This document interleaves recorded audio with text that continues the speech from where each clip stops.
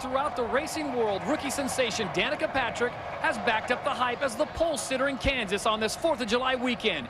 Danica has lit the fuse, so strap in and get ready for the boom.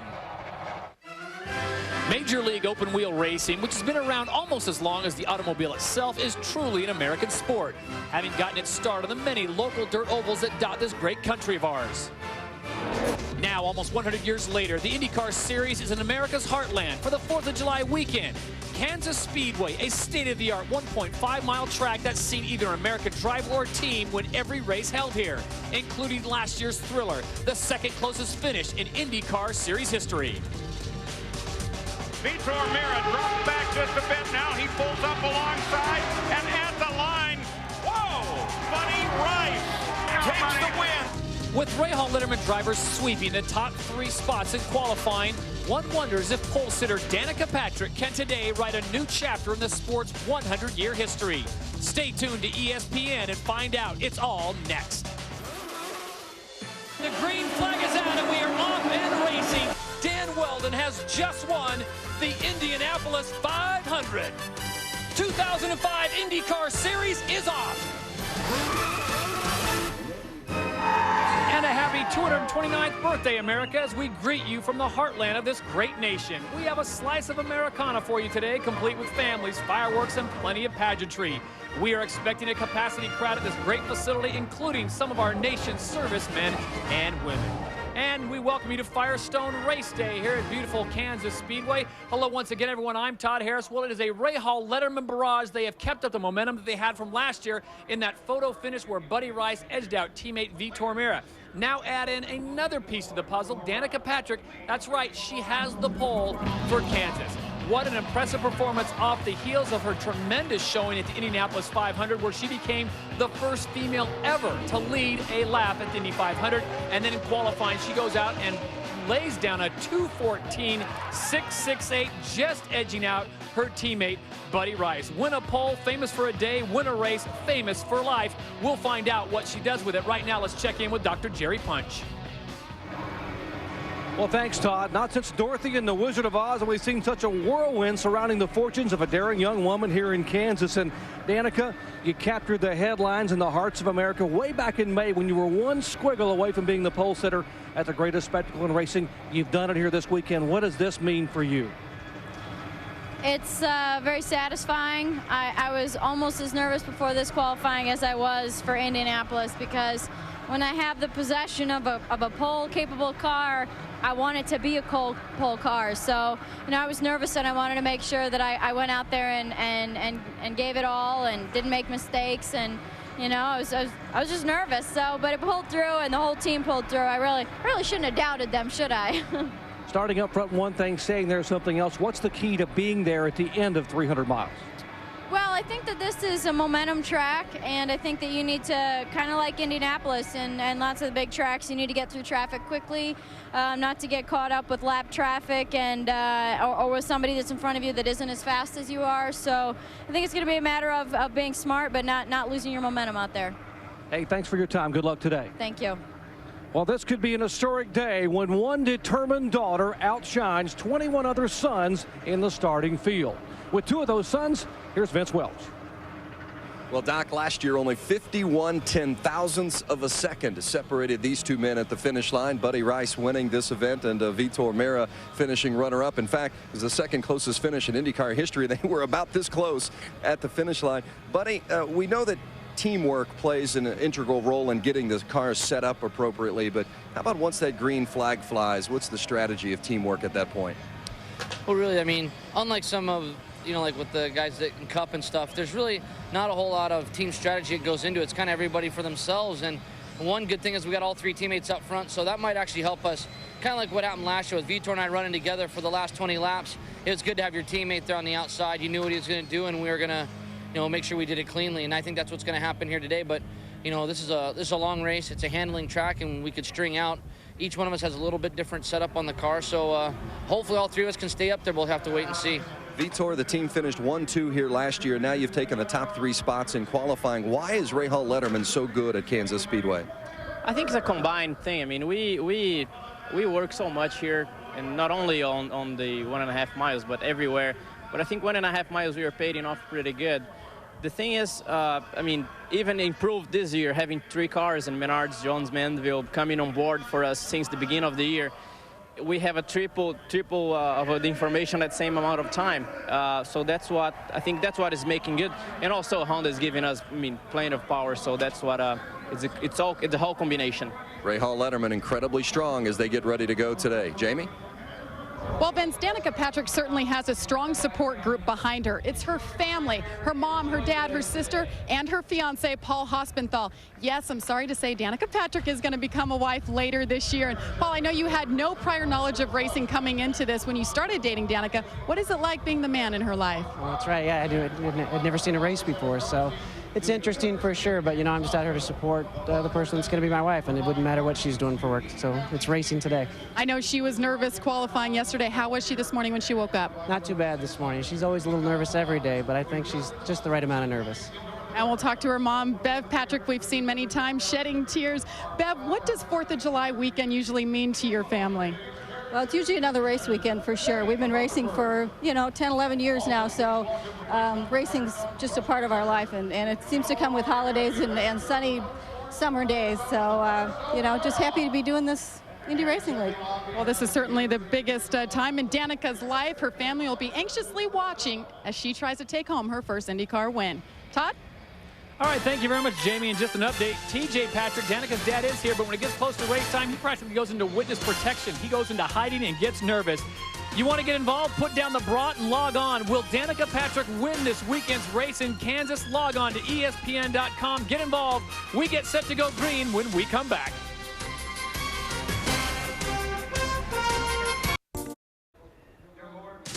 And we welcome you back to Kansas Speedway for the Argent Mortgage Indy 300, and we wish you all a very happy 4th of July. It's a very nice day outside if you like warm temperatures in the heartland of America. We are almost set to go with the Indy Argent 300. The drivers are on the grid, getting ready to climb into their cars, including our pole sitter, young Danica Patrick, the rookie sensation for Team Rahal Letterman. She has gone where no woman has gone since 2002 when Sarah Fisher had the pole, the first woman to do that. But Danica Patrick today will try to further the cause even further as she tries to pick up her first ever IndyCar win. And what the headlines that will be if she can do just that. It's now time to salute this great country with the playing of our national anthem.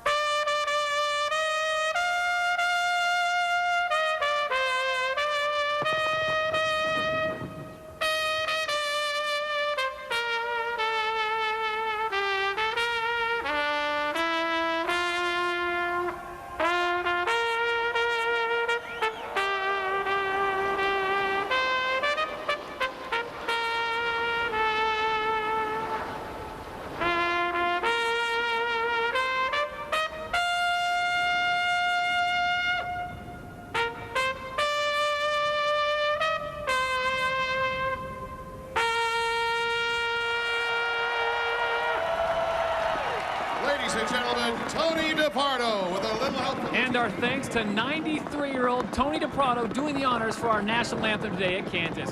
Glad to have my colleague Scott Goodyear with me. Well, Scott, the question I think everyone wants to know across America, can Danica win today? Todd, I really think she can. She's got the right team with Rahal Letterman. She's back in her comfort zone of driving on this 1.5 mile racetrack. You know, the key thing for her, she said to me the other day, I just need to build my confidence. And I think this last practice session that we had certainly did that for her. She looked pretty racy out in the racetrack. She came out of Richmond last week relatively unscathed, finishing in the top 10. This is a completely polar opposite track, but you still have to be very careful. Give her credit for both Texas and Richmond because she didn't have the car, but she made sure that she was out there finishing the racetrack. Here, it's all about drafting. It's running side side by side, keeping your foot on the gas. That's the key thing here in Kansas. No question about it. Well, we have had incidences, though, where it has not worked out. This is last year's finish with Vitor Meira and Buddy Rice. They go neck and neck. Now, you can go 2 wide here, Scott, but it seems like when you go 3 wide, that's when the problem starts. Look on the top side, 55. Kotsky Masura tries to make it 3 wide going into turn 1. Can't get the job done. It narrows up through there, ends up in a big crash. 2 years ago, Felipe Giafone, who were right on board, gets tangled up with Dan Weldon. The key thing here, though, you have to run in your grooves all the way through the turn. There's almost some lines in there from when they've paved the racetrack, and you have to be cautious to make sure you stay in your lane. Brian Barnhart in today's meeting said, guys, it's all about you. Take respect out there to each other, and you end up finishing this race. Well, this is a great opportunity also after Richmond as we come to this beautiful speedway, 55 feet wide, for a lot of the big names to maybe regroup. You know, they have to. You know, last week at Richmond, we had a lot of big names actually falling out of the race. Look here, Sam Hornage Jr., car was fast all night. Just came around him in turn 1 and 2 and ended up having a crash. Here, Tony Kanaan, who hasn't crashed in 2 years, at Nazareth in 2003, almost takes out the leader here with Elio Castroneves going through this sort of situation here with Darren Manning. You know, all these crashes from these big names, it's just not a night that these guys were actually very focused sometimes. No question about it. We have got a great race on tap for you today. It should be very good, but look at the parity here at the IndyCar Series. Dan Weldon winning the Indy 500 with a Honda. Thomas Scheckter gets the win for Chevy at Texas, and Elio Castroneves last week has his Toyota on top of the podium at Richmond. Right now, let's send it back down to pit row and our Dr. Jerry Punch. Thank you very much, Todd. As you mentioned, points leader Dan Weldon, almost invincible early in the year, winning 4 of the first 5 events on the year, including 2 on mile-and-a-half tracks like Kansas. But this weekend, yesterday, you struggled finding the handle here. Why? I don't think it was a handling issue, and I don't think it was a Honda issue. I mean, Honda continued to give us fantastic engine power. The biggest problem was we just had no speed in the car, and it's something we really got to work on the super speedways, because I get so upset when I qualify so bad, and we really don't understand why, and that's the truth. Certainly Brian Herter and myself have struggled this weekend with speed, but I'm sure we're going to have a good car in race trim. It just makes it very difficult when you got, I mean, Schechter's obviously very quick on these super speedways right now, and so we're up against it, but we'll see what we can do. You've had a great beginning to the year, and part of that was an incredible month of May. It ended up with you winning the 89th running of the Indianapolis 500, and you were all over the country, in fact, all over the world. Your face, as you traveled around the globe, being a media darling, that had to be awfully special. That's a once-in-a-lifetime almost opportunity. Well, I think I look much better than Danica, so I'm glad they used me for that and not her. But it's no, it was a lot of fun. Winning the Indianapolis 500 was a dream come true for me. But you know, it would be amazing to win the Indianapolis 500 in the championship in 1 year, and that's what we're working towards. Obviously, the boys have got to continue to work hard, and I've got to continue to work hard to maintain this lead in the points, because right now the series is the best in the world. There's no doubt about it. It's kicking everybody's butt, and I mean, when you watch it, it keeps every fan on its feet. I mean, you look behind me, the stands there just getting full as we speak, so I'm excited for this race. All right, good luck to you today, and thanks for your time. Thank you, I appreciate it. Dan Weldon mired back in the middle of the pack. He starts 13th. Got to be awful careful. He is the points leader here as we approach the halfway point of the season. Let's check in with Jamie Little. Thanks, Dr. Punch. Well, Thomas Scheckter won at Texas, the Panther team's first victory since 2003. He survived this close call, though, early in the Richmond race, but brought the car home to a 4th place finish. Teammate Thomas Enge had set the fastest lap of the race and was charging to the front until penalized for blocking late in the race, a call hotly disputed by the team. We got screwed. The 91 drove us in the grass. The Rockstar car was going to the front. We were going to win this race, and they made a bad call. Can Panther, with the power from Chevrolet, create another American revolution on this 4th of July weekend? Well, the Panther resurgence certainly goes both ways. If you're talking about Thomas Scheckter, he's been on a roll, obviously, the last 2 weeks. Here he starts 4th in the 2nd row. But, Thomas, I have to ask you, how long is it going to take to see you in the front today? I'm not sure. We'll just see how it goes. But, you know, I like to get to the front pretty quickly and not be stuck behind 30. So we'll just have to wait and see. Well, before that, he said it's going to take about a lap and a half, so be watching the number 4 Pennzoil Panther car. And we'll talk to the man that hotly disputed what happened last week with his teammate Thomas Enge. He was black flagged, although he had the fastest lap of the race and in Texas fastest lap of the race. Doug, after watching the video, what are your thoughts? Well, you know, I talked to Brian for about 30 minutes in his truck after the race. You know, I obviously understand what Brian did. What I don't understand is how a car 5 laps down can continue to cut us off and not get a black flag, and the only one of the night we get when we're racing for position. Fastest car on the track, we've gone from 8th to 3rd in about 15 laps. We thought we had a shot of winning. So we were a little upset. I'm a little calmer now. I've had a week to get over it, so we're ready to go racing here at Kansas. Of course, he's talking about the president, Brian Barnhart of the Indy Racing League. Doug Bowles, he's like the nicest guy out here, and now everybody's calling him Mr. Mean after that TV appearance. Thomas Enga, though, guys, he was fastest in practice this morning. Look for him to do big things today in the number 2 car. Vince?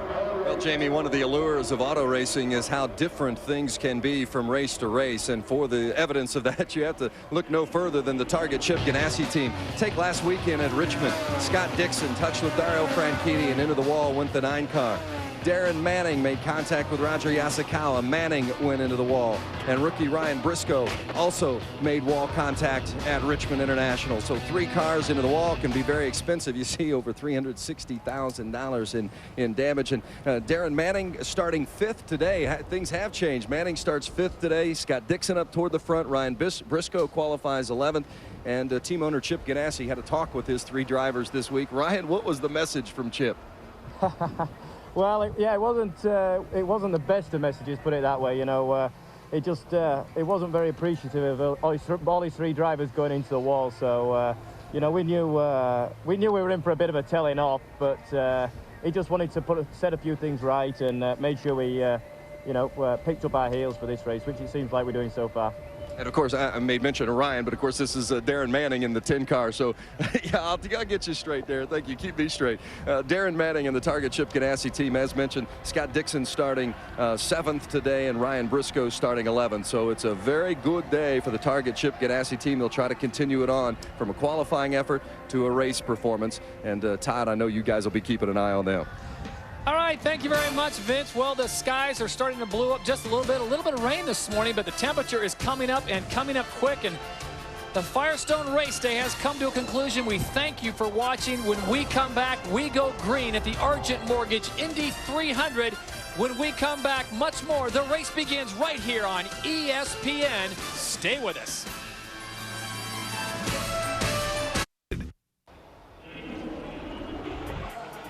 Welcome back to the Argent Mortgage Indy 300 here on ESPN. Well, earlier in the week, it was Indy Fest in downtown Kansas City. Gives the fans a chance to get up close and personal with their favorite drivers.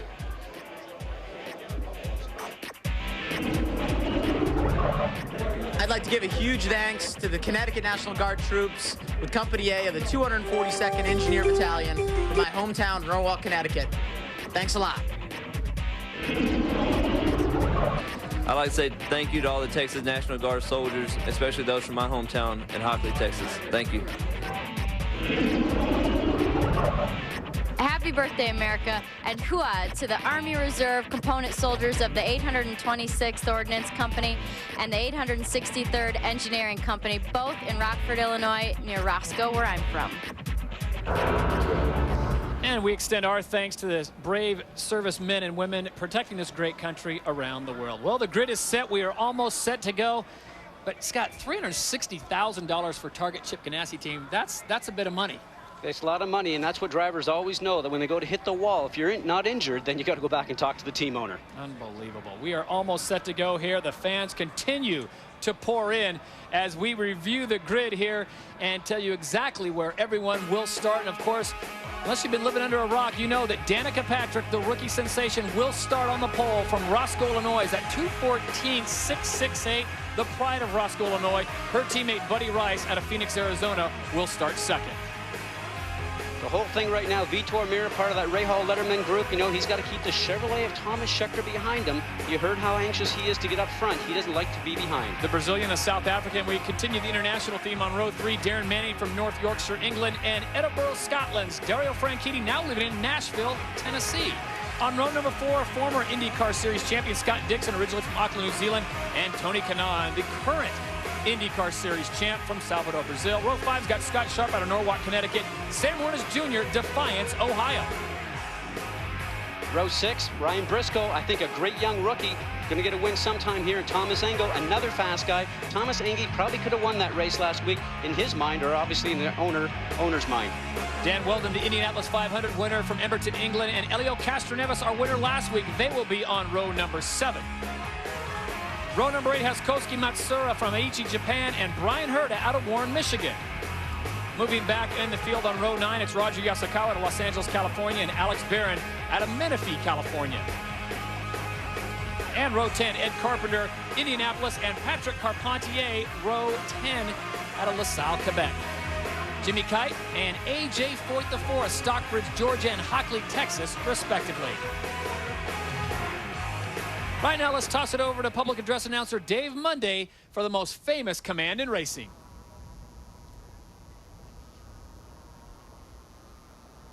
And now, race fans, it's time for the most famous words in motorsports. Please welcome from the real Gilligan's Island, Randy Silvers, to give that command. Drivers, start your engines!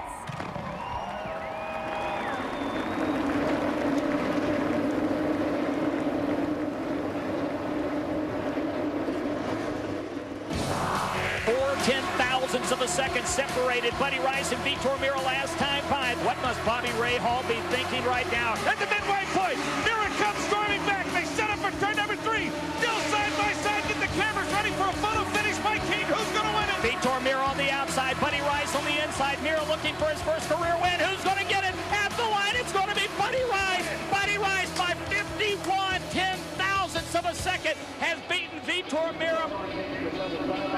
And the last 3 winners on the Indycar Series, Dan Weldon at the yard of Briggs, Thomas Schechter deep in the heart of Texas, and last week in Richmond, Elio Castroneves climbed the fence once again. That takes us to our current race here at Kansas Speedway on a 4th of July weekend. Glad you could join us. The big question is, can Danica get the historic victory? But right now it's time for Scott Goodyear's keys to the race. Well, the first thing right now is pit stop strategy. I'm going to watch for the situation right now with Penske. He's a bit further back, doesn't have the fastest race cars, so I'll have to say watch for him to actually go off stride right now on this situation. Like I said, keys to the race, the pit stop strategy is number 1. The second thing on my list right now is going to be drafting. We talked about you have to be able to run in the draft with all these people around you, all that dirty air. All the drivers today have talked about that. 2x2 as they run at 215 miles an hour.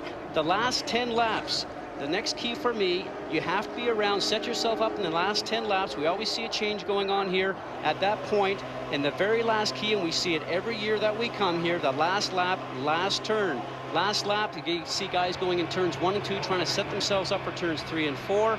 And how many times have you seen the last turn play a key in the winner of this race? For instance, Sam Hornish, always getting the situation handled in those last 2 turns. And a quick piece of updated information just from Vince Welch down in the pits. Roger Yasukawa has replaced an engine. Scott, we saw him running earlier, only ran 10 laps this morning in full tank practice, so Yasukawa has swapped out an engine. That means he will start in the back of the field. As we set it down at pit row one more time, and here's Dr. Jerry Punch.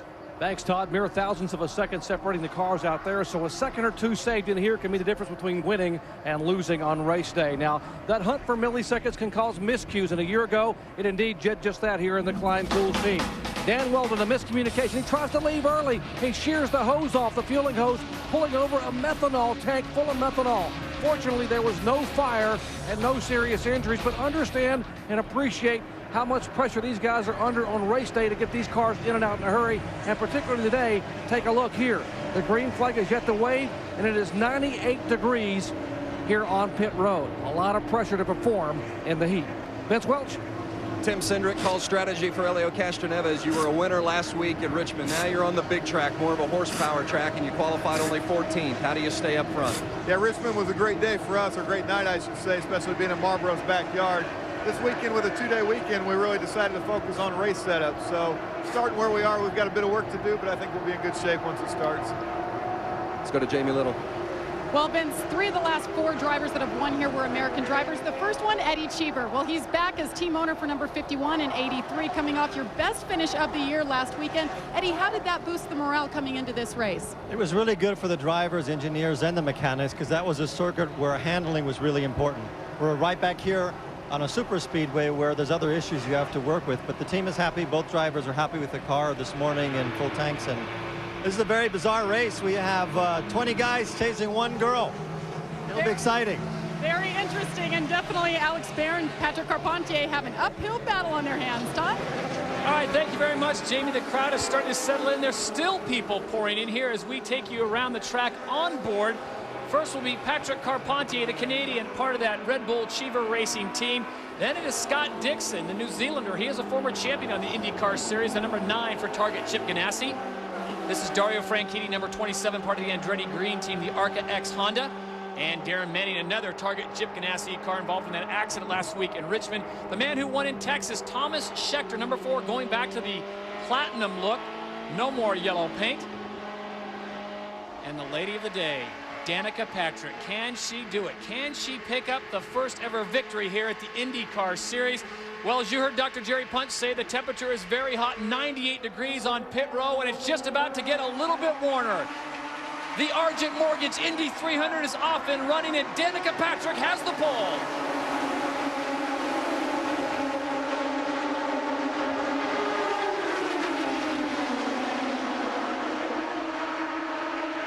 And just like that, Scott Goodyear, everyone is rushing to the front. Is this a case where they don't think Danica can hold on, or everyone's just jockeying for the good position right now? Well, all the drivers, especially Danica right now, those butterflies in your stomach before the start. I know that she probably wants to lead the first lap, but Buddy Rice probably has to think different about it.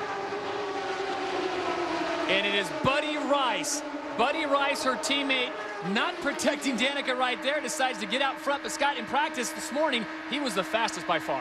One of the fastest guys. You know, right now you see Thomas Schechter in the silver platinum car for Pennzoil starting to have a look. You know, he certainly has been sort of sitting back in their last couple of races and waiting to the end, but that certainly doesn't seem to be the case today. And there's Tony Kanaan in the green and white 7-Eleven car starting to actually work his way up towards the front. Well, technically it's not a restart, but Tony Kanaan may be the best in the business on starting from the slow position and jumping up as he moves up. There you see the sparks coming off. The cars are fully loaded right now. Scott, tire temperature should not take long for them to come up.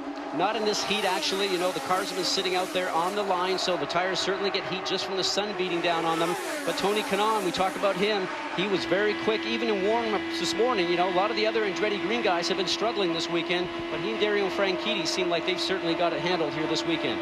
On board with Thomas Schechter, number 4, right there behind your leader, Buddy Rice. Tony Kanaan on the inside, the number 11, 7-Eleven car for Andretti Green Racing, and there's his teammate on the outside, number 27, that's Dario Franchitti. If you're Ray Lito and Rahal Letterman, are you panicking right now because Danica Patrick has gone from 1st back to 6th position? Well, you know, she did that the last couple of races, and she actually sat back and started to learn. Remember, she just said... Too short, it's too short. You need 5th and 6th here. 5th and 6th. She was running 4th in warm-up this morning. I heard her say in the radio. And the key thing right now, she's in that draft that we talked about. You get more RPMs in the engine, higher speed, running with the group than you do by yourself. So she's going to have to start selecting 5th and 6th. Otherwise, she's going to end up having the car running on the rev limiter.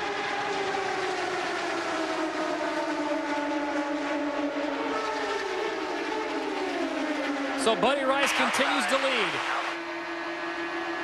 A lot of chatter early on between Danica Patrick and her pit, Scotty. I don't know if it's a surprise. She's now slid back to 8th place. Do you think there's a problem with the gearbox? Well, we heard her say, maybe I can't get it into 4th. We'll have to check in on that. But the key thing right now is just to learn about the race car. They did make a lot of changes in warm-up this morning with some springs and the height of the car. Did the same thing on Buddy Rice's car. But this is a learning experience.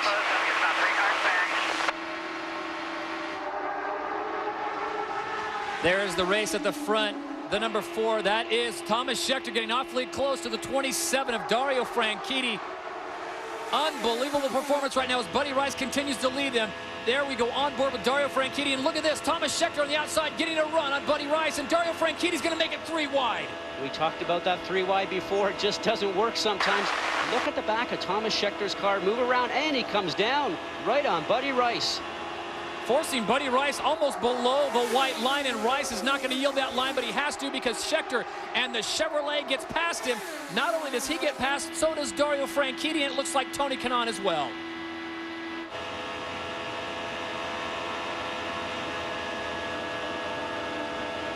Scott, I know Brian Barnhart, the president of the IndyCar Series, always preaches patience, But we're only 9 laps into this 200-lap affair, and everyone wants a piece of that starting front position. Well, you know, the key thing, I talked to a lot of drivers this morning. Everybody still seems riled up just from the race last week at Richmond.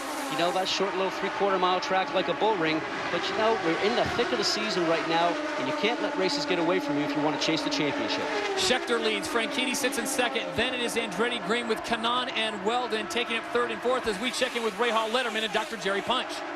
This team down here not at all very happy with what happened a moment ago to their driver, Buddy Rice. They called over the Indy Racing League official to voice their concern and their anger. Now, Buddy Rice has already been on the radio, said he's got a tire pressure buildup problem in the right front. That's why he has a little bit of a handling problem. Remember, it was about 12 to 14 degrees cooler this morning in the practice than it is right now. It is a scorcher here at race time. All right, thank you very much, Doc. And he's right. We came in this morning, Scott. We had a little bit of rain. Temperatures were very cool, but in the last hour, the skies cleared. The humidity and the heat has come up indeed, and the racing is getting just as hot as Thomas Scheckter continues to lead the Argent Mortgage Indy 300 back to Kansas in just a moment. Welcome back to Kansas City. Kansas, your leader continues to be Thomas Scheckter. ESPN's presentation of the Argent Mortgage Indy 300 is brought to you by Well, this is the 4th race that Scheckter has led this year. 3rd time he's led in 4 starts at Kansas, but the biggest mover may be Dan Weldon. He started 13th, and now the Indianapolis 500 winner, Scott Goodyear, is up to 4th place. For a guy that said he was very disappointed with qualifying, and he said the car just wasn't fast when it rolled off the trailer here this weekend. But the key thing, I think, for him right now is patience. He has a good race car, made a lot of changes for warm-up. He's the points leader, and he has to make sure he stays out and collects some more points just to continue padding his lead if he can. Weldon may be out in front, but he has the 3 of the 4 fastest race laps turned thus far. We're almost 20 laps into this thing. And is this a case, Scotty, where Andretti Green was playing possum yesterday because it was woe is us, we can't find the power, we can't do this, and now look at Andretti Green has 3 of their drivers in the top 4. Well, I'll tell you right now, those guys were really struggling. Like I mentioned, when they came here, a lot of long faces over there. A big powwow I hear last night in the Andretti Green camp, and the key thing for them there again is just to make sure that they're at the end of the day. And we're actually catching up with some of those guys this morning, and for more information on that, let's go down to Vince Welsh. Well, Scott, in visiting with Brian Herta, of course, Herta is the one of the 4 drivers for the Andretti Green team that did not have a particularly good qualifying run or a very good weekend, and it has not been a pleasant day, even so far, for Brian Herta. Herta told us they've got the car trimmed out as trim as they can get. They're flat out all the way around, but the car is still 3 to 3.5 mile an hour slower than everybody else. And Scott, that can't be a very comfortable position for any driver. And first, we'll check in with Jerry Punch. All right, thank you very much, Vince. You know, Danica Patrick, our pole sitter, has now slid back to 9th spot where she's running comfortably. I'm with Ray Lito, the engineer, who's on the radio watching Danica and calling. Ray, what happened early on with her dropping back tonight? Not really sure. I think we were just settling in. We had a little bit of understeer in traffic there. You know, once Buddy got around us, we just had a little push, and I think we're just working back from that. Car's getting better every lap here. We heard Buddy say he wanted a front wing and some air pressure changes. You guys made a lot of changes as a team this morning. Will you change Danica like that on the first stop? Well, we'll see. Maybe another 20 laps, make a call on that, whether we need to change the air pressure or add a little front wing. We'll see how it goes towards the end of this stint. Okay, that's Ray Lito, and they made a lot of changes this morning because it was much cooler than it is now, and obviously those changes not to the liking of Danica Patrick or Buddy Rice. All right, thank you very much, Doc. As we get a look at our leader, number 4, that is Thomas Scheckter. Behind him, number 27, Dario Franchitti. And to bring up a question, you look at Buddy Rice, who's sitting in 8th. Danica slid back to 10th now, Scott. This is a long race. I mean, we're going 200 laps. Patience is definitely the key.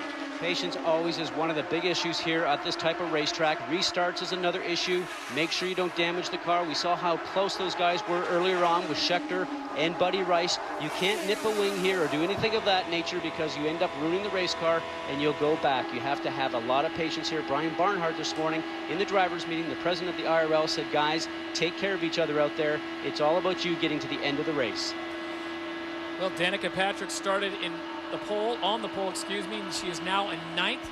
Her teammate Buddy Rice just ahead of her in 8th as we take a look at the Firestone telemetry with Thomas Scheckter. 212 miles an hour No surprise there with 100% throttle, Scotty, but that 3-point-plus G is kind of a surprise to me. I mean, we saw those at Texas and Richmond with a high banking, but here, I guess it's a little more gradual, but the speeds they're carrying, I guess it compensates for it. 15-degree banking here, Todd, versus that 24 that you have at Texas. The key thing, that's what the best thing about Texas is that's where you get that third lane from. Just the drivers feel a lot more grip up in that third lane. Here, the cars have to work really, really well to get the handling through the turns, but you see that these guys, they don't lift their throttle. I mean, 10,300 RPM with those engines. It's amazing. Maybe the good news for Rahal Letterman right now is that man, number 17. That is Vitor Meira, currently sitting in 5th. Behind him is Sam Hornish Jr. Want to wish a very happy birthday to Sam Hornish Jr., who turned 26 years of age yesterday. I don't know about you, but I wouldn't turn over an expensive car like this to a 26-year-old. Well, he's driving for the Dream Team, as he called it, with Roger Penske. Second year with the team. Remember, he went out last year, first race, won at Homestead. That was a dream situation from the young man from Defiance, Ohio. And he is no ordinary 26-year-old. Sam Hornish may be the most capable driver in the state of Kansas today, other than Scott Goodyear. Well, you're being polite, but I'm much older than him, let me tell you that. Well, you got us to the hotel real quick, so that was fantastic. Thomas Scheckter continues to lead the Argent Mortgage Indy 300, followed by Dario Franchitti and Tony Kanaan. Much more when we return. Right now, you go side by side.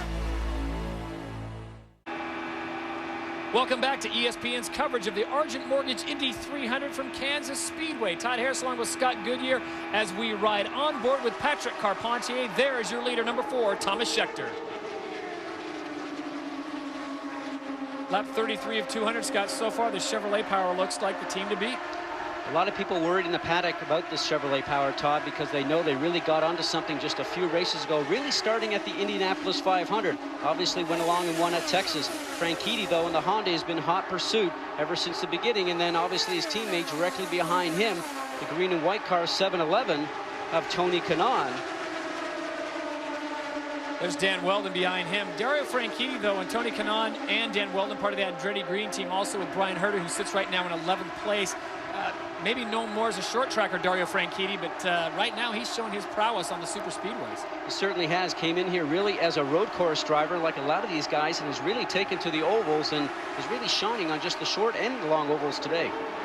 There's number 26. That is Dan Weldon, the red and white Klein Tools car. He is the reigning Indianapolis 500 champion, winning that race just this past May 29th. And as Dr. Jerry Punch pointed out, he has had a whirlwind of media attention throughout May, June, and into July. Behind him is Vitor Meira, part of the Rahal Letterman team. He started 3rd. He has moved back to 5th, but for Rahal Letterman, that's actually a pretty good thing considering where Buddy Rice, who started 2nd, is in 8th, and Danica Patrick, who started 1st, is in 10th. The key thing is not to panic and be patient, as we talked about. Sam Hornish has done a great job starting 10th and currently up to 6th place. You know, he's really turning some great laps in here. Watch for those guys to maybe try and run some different fuel strategy today. Another Chevrolet, that is the rock star Thomas Engeride, the number 2, the young man out of the Czech Republic. A rookie, but he shows a world of upside. Very strong, great driver on the road course also. Has won the Le Mans class in GT1 just a couple of years ago. Buddy Rice right now sits in 8th. He started 2nd. He is the defending champion here at the Argent Mortgage Indy 300. And a lot of pressure on him. And I guess Danica Patrick, this is their sponsors event, and they sure would like to win it like Buddy did last year. Now we have a pass taking place right here, and that's Elio Castroneves, the 3 car, part of the Marlboro team Penske, moving ahead of number 16, Danica Patrick. Wasn't very happy with his car, and Danica Patrick comes back on the low side. Very good to get the position back, keeping your foot in the throttle on the low side all the way through the turn 3 and 4 complex. So Danica sits in 9th place as we ride on board. Elio Castroneves just behind her, and that is your top 10. Brian Herta now sits in the 11th position. As we go back to the front of the pack, there is the Platinum Chevrolet of the man from South Africa, Thomas Scheckter, out in front, and Dario Franchitti right now, Scott, seems content to sit behind him and work with Tony Kanaan and Dan Weldon. Is this a pit strategy thing? Because we know the pit's window is probably, what, 45 to 50? Well, you don't want to risk trying to get by somebody this early in the race, so right now maybe he is trying to save just a little bit of fuel. Maybe he didn't feel like he could get the job done. You actually figure out what your car is doing now. We heard Ray Ladle talk about maybe we'll make a change in the car, but we won't know until maybe another 20 laps or so. The key thing as Thomas Scheckter starts to look going around Jimmy Kite is that you want to make sure you make a couple of changes in the car, see how it reacts, follow the track changes, as we say, and maybe make the car the best it can be at the very end of the race. Well, Jimmy Kite really off the pace right there. The ethanol-powered sponsored vehicle is trying to get around there, but right now Kite, who ran in the truck race last night, the Craftsman Trucks race, took 22nd as we take a look at the Toyota lap leaders after 39 laps, and it's all Thomas Scheckter. Of course, Buddy Rice grabbing the first 7, but Scheckter looks so strong. Whatever they did in Texas, Scott, they should not change a thing. It is Scheckter leading, followed by Franchitti and Kanaan. Danica Patrick sits in 9th, just turning a very fast lap. Can she move up? We'll find out after this. In 2 weeks, join our colleagues Marty Reed and Mike Dunn for the NHRA Powerade Series as they move on to Denver for the Mopar Mile High Nationals. Catch qualifying Saturday night on ESPN2 at 8 Eastern and final eliminations on ESPN2 Sunday at 9 Eastern. The Mopar Mile High Nationals are also available in high definition on ESPN2 HD. Call your cable operator or satellite provider today. Back at Kansas Speedway, Thomas Scheckter continues to lead the 4. Panther Pennzoil car is out in front and running strong, as we saw just moments ago in our Toyota lap leader. Scott, is this somewhat of a surprise to you?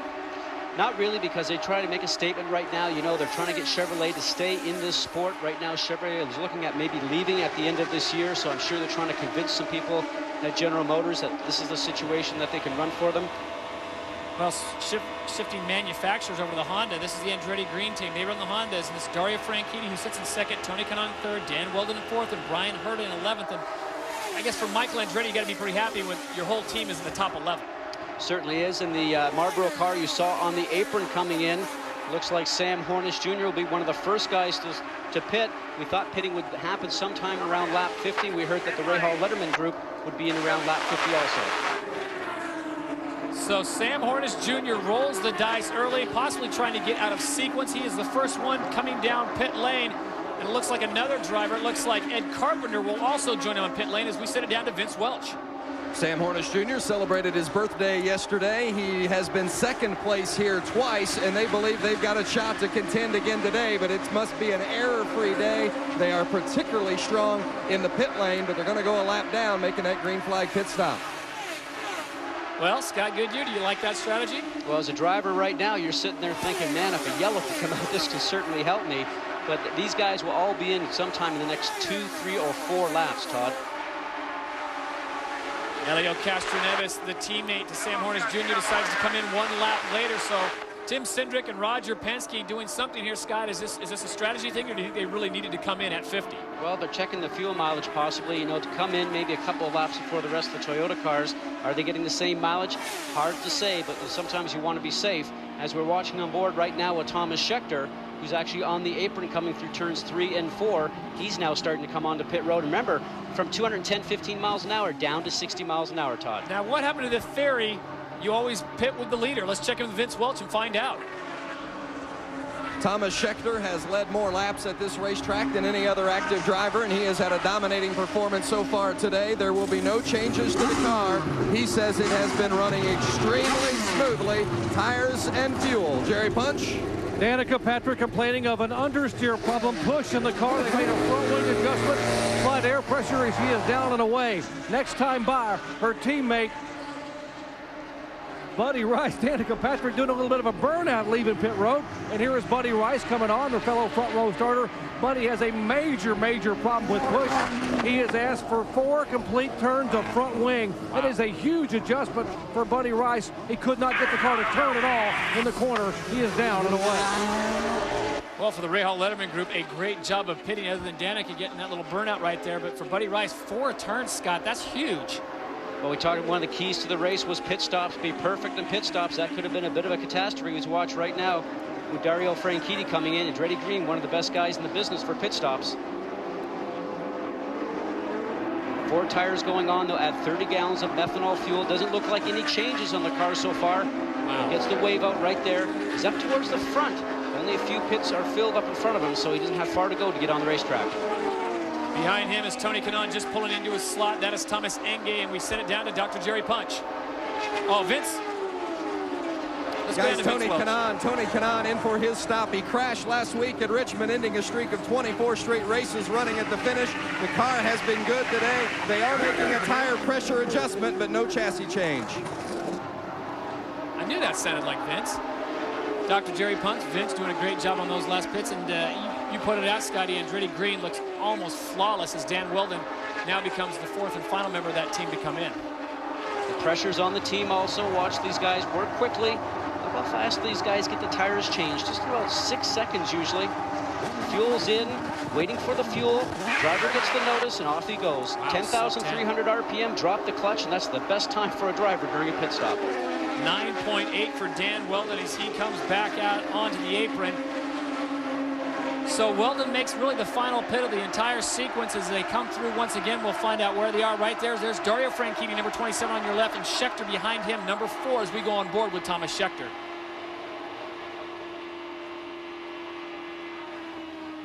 We have a yellow. yellow. Turn 4, we've got a problem. It looks like it may be Roger Yasukawa, number 24. And it happened so quickly, Scott, we didn't see it. The Dreyer and Reinbold car going high and going into the wall.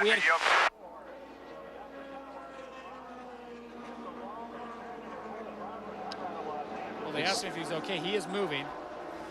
He's not responded back as of yet, but there's the steering wheel coming off, which is the indication to the safety guys that are coming up in the Delphi truck that I'm really okay. The headrest pieces come off and he'll climb out. Had a bit of a tough weekend, as we mentioned. Changed the Honda engine in there. Was slow in warm-up this morning. Didn't know why. I asked Robbie Buell. He said, not sure. We're just going to change it for safety's sake.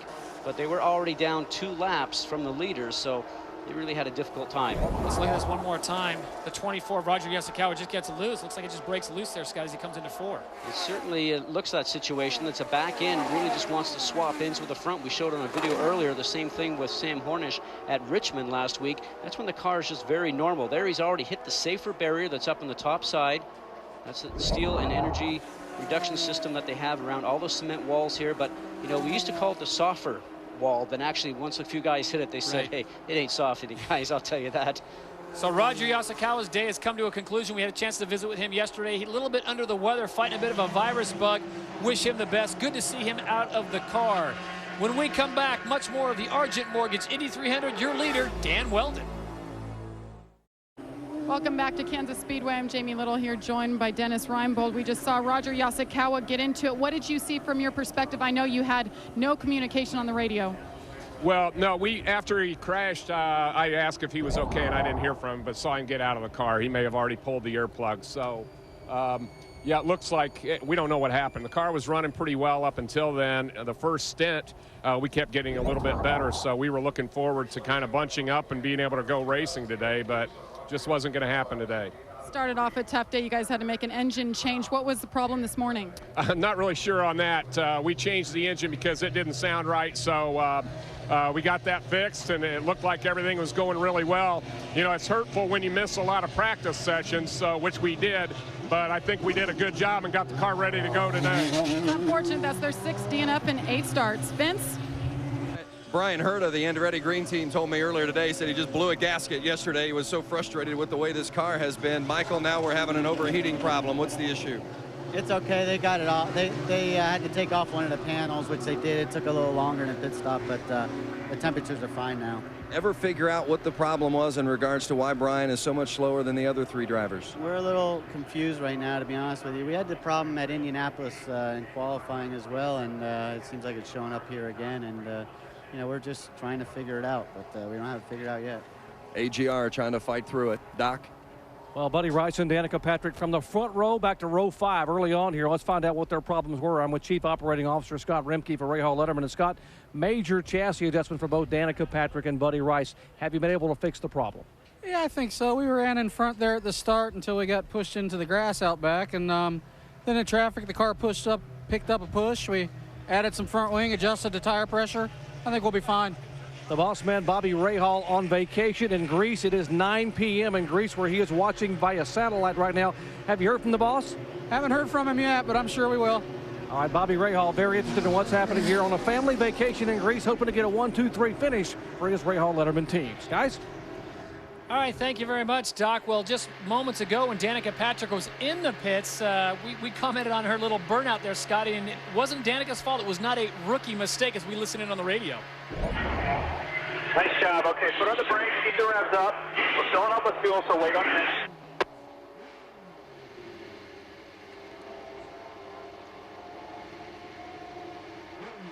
Go, go, go, go, go, go.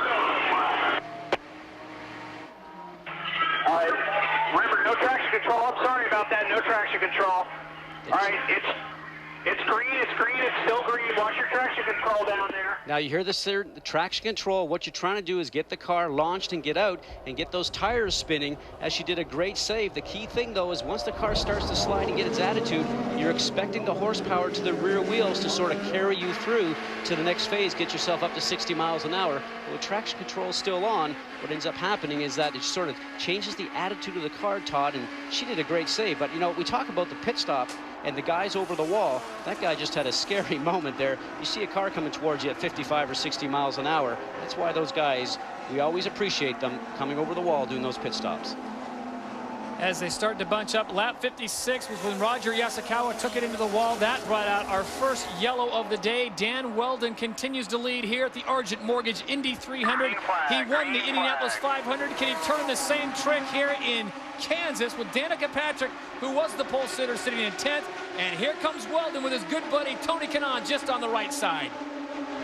You saw the silver platinum car back in 3rd and 4th trying to duck underneath Dario Franchitti, and Franchitti closed the door on him and pushed Scheckter down onto the apron here in the middle part of the front stretch. Sam Hornish taking the high line. Here's one driver who is very capable of staying up high like that. We said earlier he loves the high line, always sets his car up to run strong off of turns 3 and 4. That's why we see him run and win so many of these close finishes at these 1.5-mile tracks. 26 red and white is Dan Weldon, your leader. On the outside, the blue and red, that's the 27 of Dario Franchitti. Behind him, the green and white, the 11 of Tony Kanaan.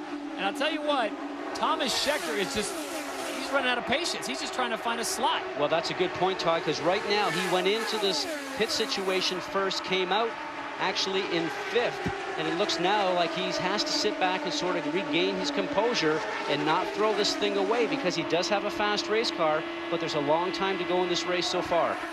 Just ahead of him is the red and white car, the number 6 of Sam Hornish Jr., part of that Team Penske.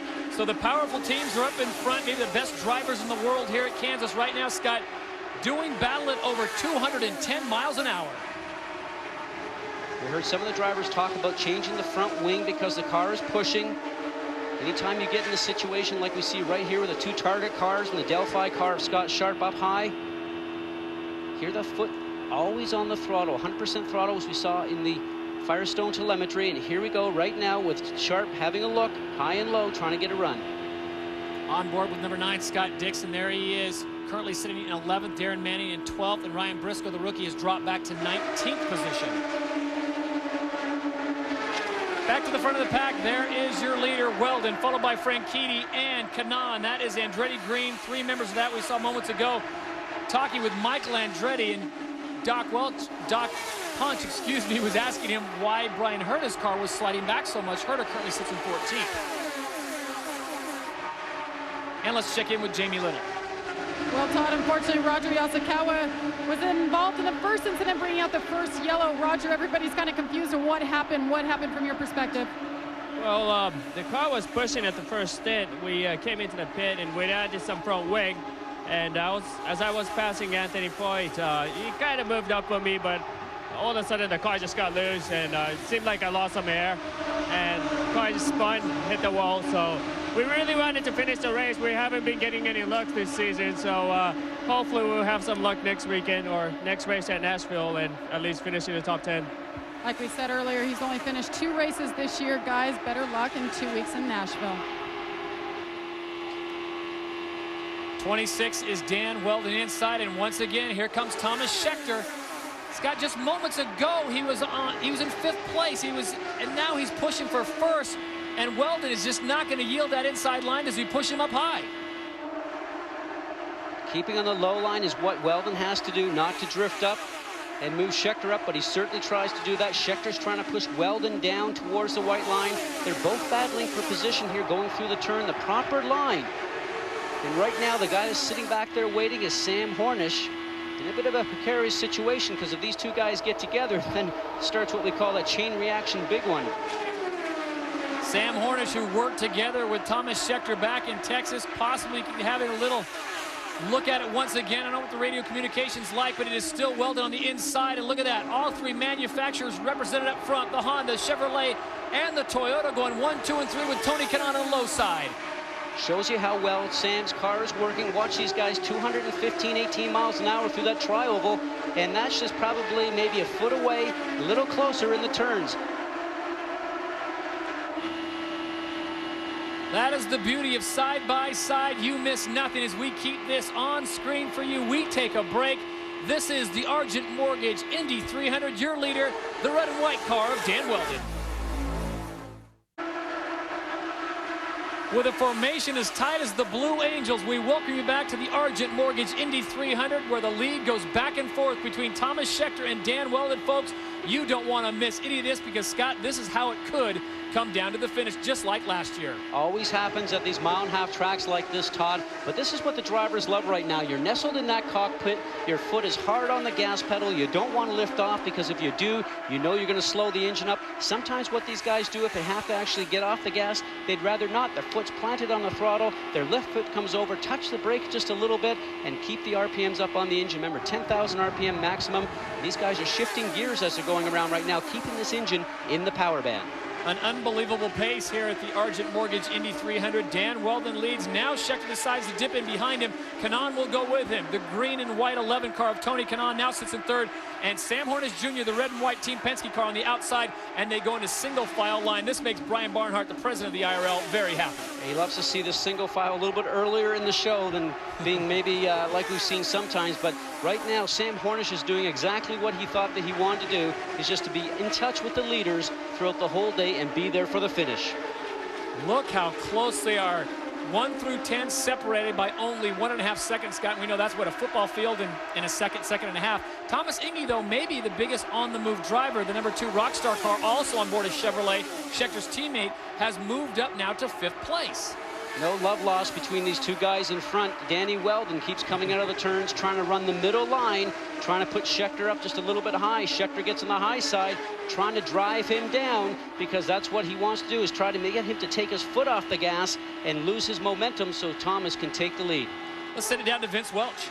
Well, one of the drivers that had been running up front, Dario Franchitti, is now back in 6th, but there's no problems. They've been conserving fuel, and they've been communicating on the radio with Dario regularly, updating him on his fuel mileage. In fact, the last time they came over, they told him he had better fuel mileage than both Dan Weldon and Tony Kanaan. And speaking of fuel, Roger Penske had been a little concerned about the fuel for his Marlboro Team Penske car of Sam Hornish Jr., that they had to come in a couple of laps earlier than the rest of the competition. So they're trying to get both Hornish and Castroneves to stay single file to conserve fuel and get better mileage.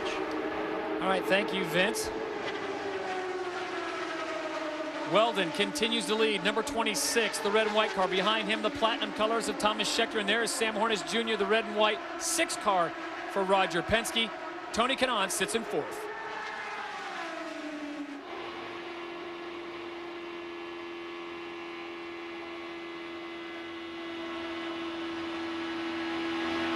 On board with Thomas Scheckter as we take a look at our Toyota lap leaders. And Scott, this really is no surprise. Thomas Scheckter has been dominant, but now Dan Weldon, a guy who we saw in practice not having a great run of it, and really got his troops together and, I don't say chewed him out a little bit, but whatever he did, they did something right, because now he has 20 laps led as we are 82 laps in, and we check in with Dr. Jerry Punch. Guys, a lot of confidence down here in the Panther pits for Pennzoil and Thomas Scheckter. They know they've brought their best horse to the Derby, and this horse is galloping now, trying to get by Dan Weldon. This is the same car that sat on the pole at Homestead and sat on the pole and dominated Texas, leading 119 laps. They believe it's going to win 2 in a row here today. Scheckter holding 2nd spot, but they believe they go to the whip late, they will have the car to beat. Thanks, Doc. The warning coming from race control, stay above the white line, and Tony Kanaan right now flirting with that white line, and something he's not afraid to do every now and then. Well, a lot of guys are starting to jockey for position, as we were mentioning, trying to push the other driver around, push their car a little high, move their air around. They don't want to below that white line, especially in the turns, Todd, because you come off that 15-degree banking and it goes directly to a flat portion on the apron and can certainly pitch the car around on you. They will actually take the opportunity to try and do that down the back stretch or maybe on the front stretch, but really you have to concentrate and say that's almost like grass below that white line is what we're instructed to do all the time. Down the front stretch they come with Weldon as your leader, Scheckter in 2nd, Kanaan sits in 3rd, and this is a fantastic race. We could have pits in 10 to 15 more laps. That will certainly be exciting, maybe the turn of the race. Stick around and find out who wins the Argent Mortgage Indy 300 on ESPN. Welcome you back to Kansas. Dan Weldon continues the lead, followed by Schechter, Kanaan, Hornish, and Thomas Enge, your top 5. Dario Franchitti has slid back to 6, but as Vince Welch pointed out, they are not panicking down there in Gritty Green. Scott, is it too early as we approach the halfway point to be talking fuel conservation and maybe rolling the dice a little bit and pitting out a sequence? Well, the key thing, I think, for all these guys right now is to get the handling of the car down. And if you have to sit behind the person in front to sort of save a little bit of fuel, as we watch Thomas Schechter right now having a look on the outside of Danny Weldon, then that's what you need to do. We've heard that Penske's trying to do that. Maybe that's exactly what Dario Franchitti is doing. Still a long way in this race, as you mentioned, not past halfway, but I would really be concentrating on getting my car working in traffic, finding out exactly where the best place in the race track is for my car to excel at, because you need to be able to start thinking about these last 10 laps that always come down to the winning of this race. Your back corner, still outside. Schechter's right. Hornish is right with them. Schechter's still outside. There, hear the chatter on the radio of Dan Weldon. Since their last pit, Dan Weldon pitted on 54, Schechter on 50, so that would say that he would probably come in first, or Hornish Jr. actually in 47. Still 20 of the 22 cars in the lead lap. Rob Jirasakawa is out, and Jimmy Kite is the only one not in the lead lap, and that's with one caution. So the pace is unbelievably fast today, Scott. A fast pace. These guys are routinely clicking off anywhere from 208, 9, sometimes 12 miles an hour. And that's a pretty fast race pace right now. That's when you start using all the fuel also, Todd, when your foot's just pegged down to the ground like it is. And right now, I would have to say that these guys are going to have to start maybe slowing this pace down if they want to start to conserve fuel. Thomas Enge not worried about the high price of gas right now as he sits in fourth and gets past Tony Kanaan. The Rockstar Chevrolet, he has got his foot mashed down right now, and he is moving up the ladder. We talked about him, Scott, earlier. He was in fifth, and now Enge moves up to fourth. Here's a guy who, well, if you ask Doug Bowles, he would have won at Richmond, but maybe making a point here for Chevrolet. Chevrolets were strong. Enge, mostly a road course driver, winning the GT1 class at Le Mans in 2003, led this year when he went back again before they had some mechanical problems. Very, very fit driver. Remember, he actually had some rib damage from falling and having an accident back in Japan, but he sort of got through that. But I would say he's just that type of guy that's very quiet, but he's going to surprise you. On board with the number 4 of Thomas Schechter, looking back and seeing what he is dealing with. Sam Hornish Jr. on the left and Thomas Enge on the right.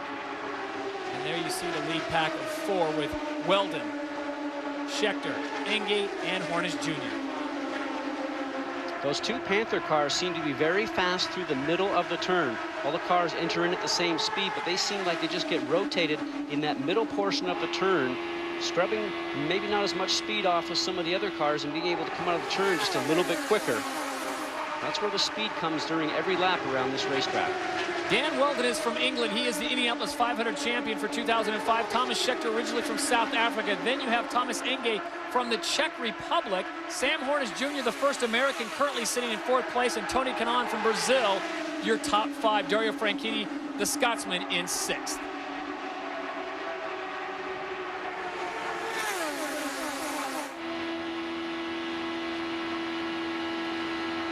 Well, as we approach the halfway point, Scott, 100 laps almost complete. What do you expect to see in the next 8 or 9 laps?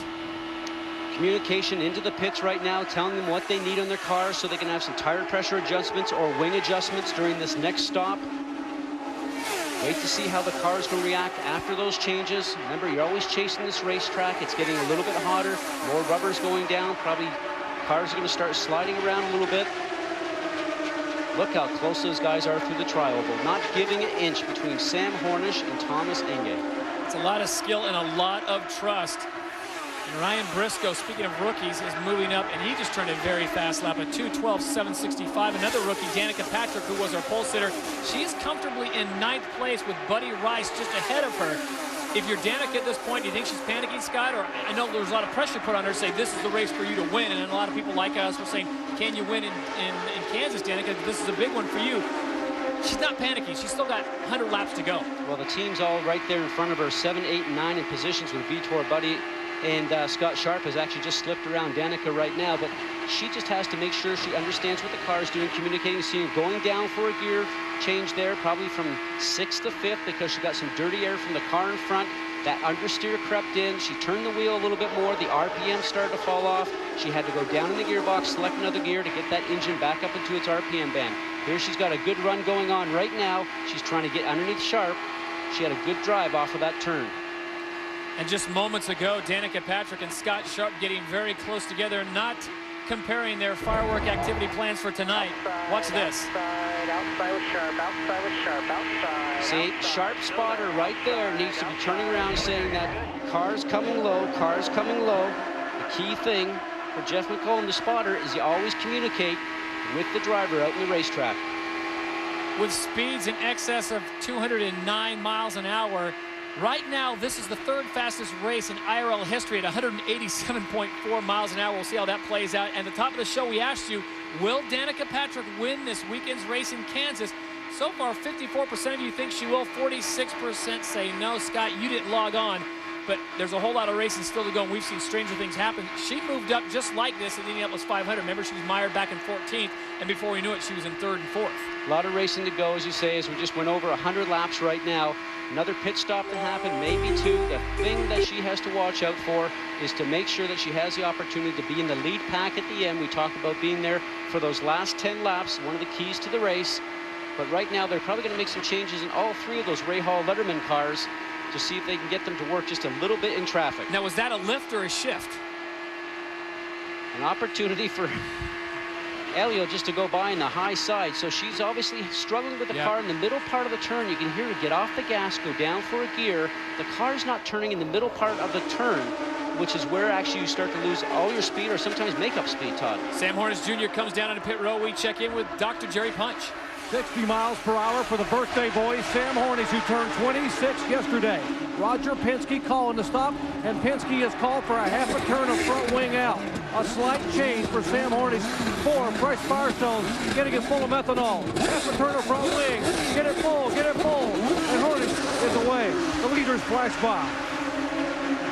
So he goes a lap down, but once again, Penske perfect around 10 seconds for that pit stop. Now, he is really out of sequence, but he was the first one to come in on pits at the start of the race. And that will actually all flush itself out because over the next 4 to 5 laps, there are going to be a lot more drivers coming in.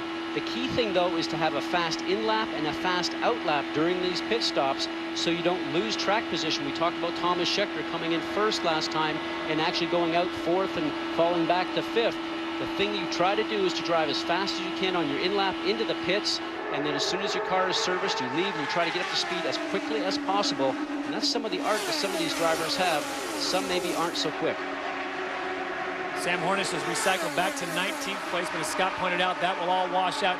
I asked you a while ago, Scott, why you don't pit with the leader, and you made a good point during the commercial break. Pitting with the leader, you always go in with the leader under yellow, not necessarily with green. Mostly the case, and under green, you sometimes run your own strategy, but these guys are starting to defy what we were talking about before. 3 abreast right now as the target cars are actually starting to surround Elio Castroneves. Castroneves will come in as will. Looks like Thomas Schechter also deciding to pit at this time. Down to 60 miles an hour all the way through pit lane here. Let's check in with Dr. Jerry Punch. Well, the Bowtie boys of Team Chevrolet trying to give them a win on America's birthday weekend. Thomas Schechter comes down. Duncan Charnell and company. Duncan is the crew chief, changes the left rear tire. They will make no changes. There's going to be a routine stop, but they have got to get it full of methanol. They hold. He is down and away as Danica Patrick gets ready to head down pit road. Let's go up to Jamie Little. Well, Danica Patrick says the car is much better after the first pit stop. They had some understeer. They made a little change, and she said it's just fine. She's coming in right now, topping off the fuel, tires. The wind is a factor. She said earlier in the race it's kind of shifting directions on them. Leaders are coming out of 4. No changes on. Oh, they got a nose change last minute, guys. You see them make that wing change there. 12.9 seconds for Danica Patrick, and that, Scotty, in a race of inches, that's going to hurt. That was some miscommunication right there, because as soon as the front tire guys are finished, then they should turn around and actually make that front wing change. It looked like that was a last-minute decision. Here's Buddy Rice coming in the 15 car, the Pioneer Argent Honda. Rice gets in. There you get a look at just how hectic pit lane can be. Vitor Meira is the first one out. Now this is what we talked about, getting a good outlap. As soon as you break that 60-mile-an-hour speed limit right at the line, you try to get up to speed as quickly as possible. You're on cold tires, the pressures are low, you got 30 gallons of fuel, the car is much heavier than when you just came in, but this section that we see right there on the apron is when you're trying to get the car up to speed, going down the backstretch into turn 3. Dan Weldon is your leader, number 26, the red and white. His teammate is 11. It looks like Jimmy Kite, number 91, has lost power as he comes in very slow. 60 miles is the speed limit in there, and Jimmy Kite just limping his way in. Well, 57 laps since his last pit stop makes you wonder if he actually started to cough the car and started to run out of fuel. Your leader, Dan Weldon, now deciding now is the time to pit. So as he will cycle in, we'll keep an eye on him as he comes down pit row. The best pit we've seen thus far today by Andretti Green in a sub 10-second 9.6. Dario Franchitti is in there as we check in with Vince Welch. Well, his teammates have come in, Brian Herta and Dario Franchitti. Tony Kanaan is coming in as well. Now his crew members are going to move out of the way and give Weldon plenty of room to slide it into the box. There will be no changes made here. They say the car has been perfect so far, just fuel and tires. It has been executed well so far. Mike Horvath on the right front. Fuel is still in, and away he goes. Very impressive for AGR and the Dan Weldon machine.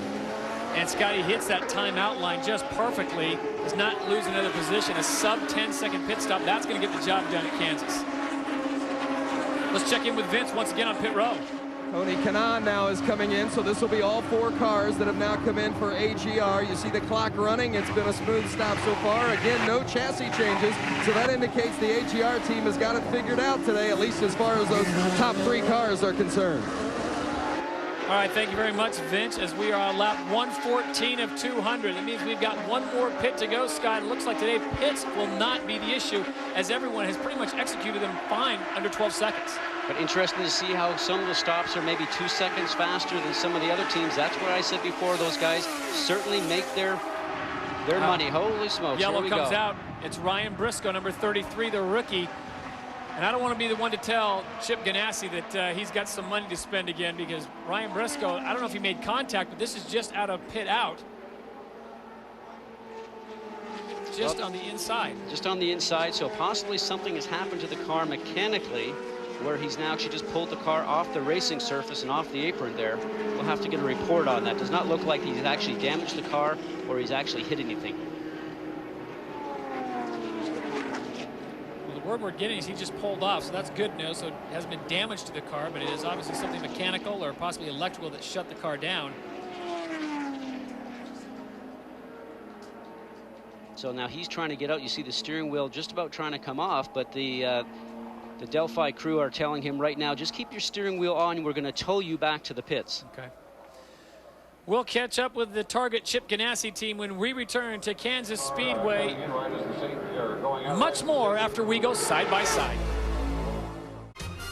And we welcome you back to the Kansas Speedway. Your leader, Dan Weldon, followed by Tony Kanaan, Scott Sharp, and Thomas Engate. Thomas Schechter rounding out the top 5 as we welcome you back on a beautiful 4th of July weekend in the heartland of America. We're at Kansas Speedway just outside of Kansas City, Kansas. Again, it's the Argent Mortgage Indy 300 as we check in with Jamie Little. Well, Todd, the bad news continues for Chip Ganassi. He's the everywhere man. He has cars on tracks all over this country. Thursday was Grand Am. Last night it was the Cup race that went very late. And then today, but we have to ask you about Ryan Briscoe. He just pulled off in the grass. What did he say over the radio? I'll tell you, Jamie, this kid's going to be a good race driver here. If I can ever get him to the end of one of these things. He was doing a great job. You know, we had him back in, 17th, 18th. We had him all the way up to the top 10. And he passed his 2 teammates and was giving them a driving lesson. I was real proud of that. And just, I don't know what happened. The clutch went out or something. He just got all of a sudden a lot of revs and no grip or traction in the clutch, he said. So he's packing it up and calling it a day. I'm sorry? Packing it up and calling it a day for the number 33 It car. looks like we're packing it up and calling it a day. But Team Target was having a good day today, at least with Ryan. And we still have 2 guns out there with Darren and Scott. So we're looking forward to the rest of the race. 2 more opportunities to take that Toyota Power to the finish line. Guys?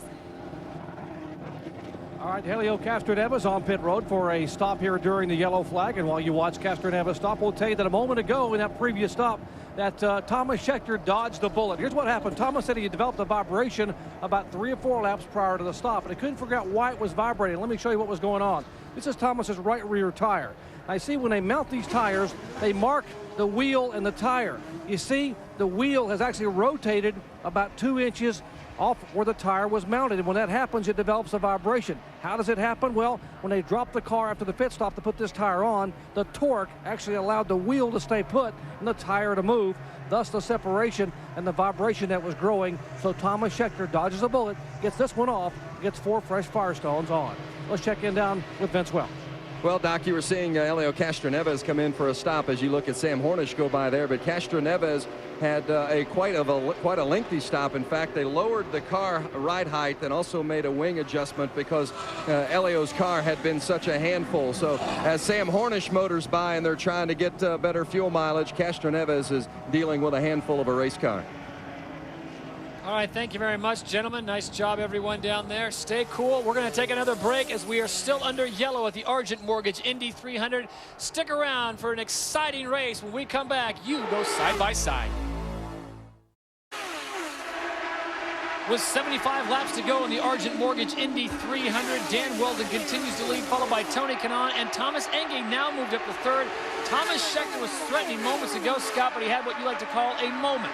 A moment for certain, and we're not sure exactly what happened. He was doing some adjustments on the steering wheel, looked like with the fuel trim, and then he got actually into turns 3 and 4, and maybe just started to slide the car a little bit high, but whatever it is, he's regained himself, and he's now on his way back. The right hand keeps reaching down to turn around and change the gears.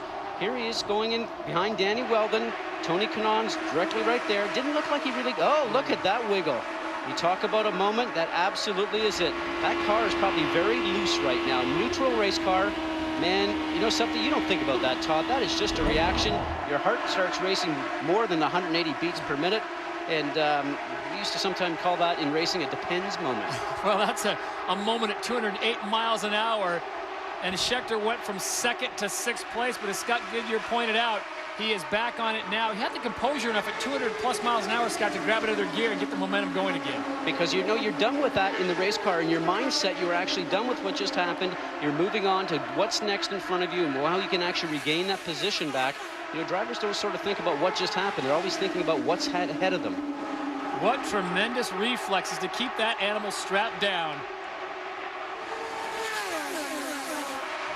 So it's Weldon, Kanaan, and Enge, your top 3 at Kansas. There are your Toyota lap leaders. Weldon with 65, Scheckter with 49. Scotty, I have a feeling this is going to be an old-fashioned shootout between the Brit and the South African. It's almost looking like that, and I'll tell you one other guy that's right there, Sam Hornish Jr. He seems just to get into that turn and give those guys just enough room underneath them and nothing more, maybe a couple of inches. He likes to drive real close to everybody that's out there. Makes you earn every inch of the racetrack that you get around him.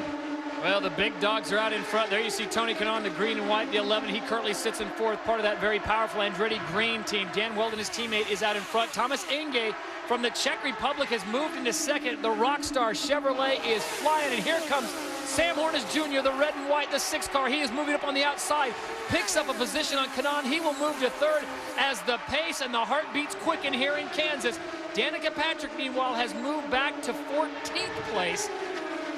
As we take a look at her Firestone telemetry, she's running right around 210 miles an hour. There you see her cracking the throttle just a little bit, and that's Roger Yasukawa. That is Koski Matsur, number 55 on the inside.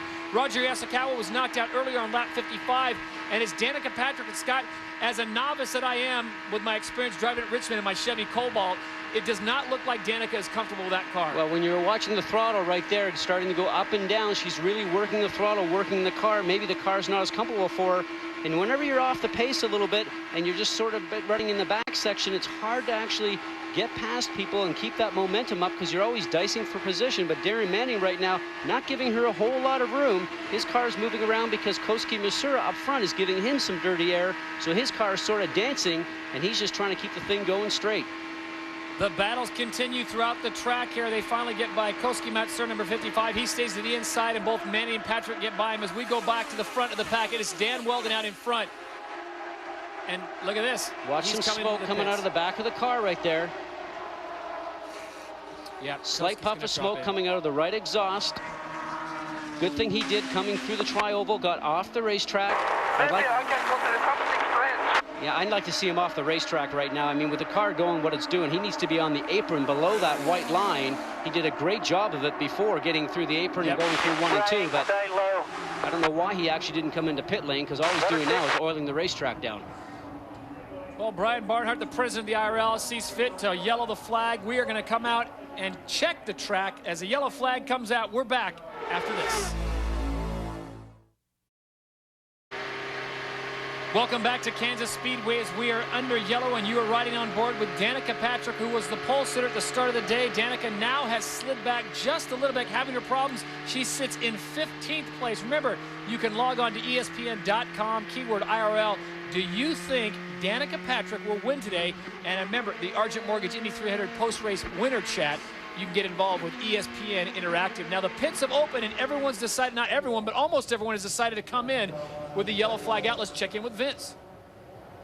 Well, they're talking about the leaders here. You see Tony Kanaan is coming in. He's going to come and make a stop. His crew is out. Kanaan currently shown as second on the board, or top 5 on the board.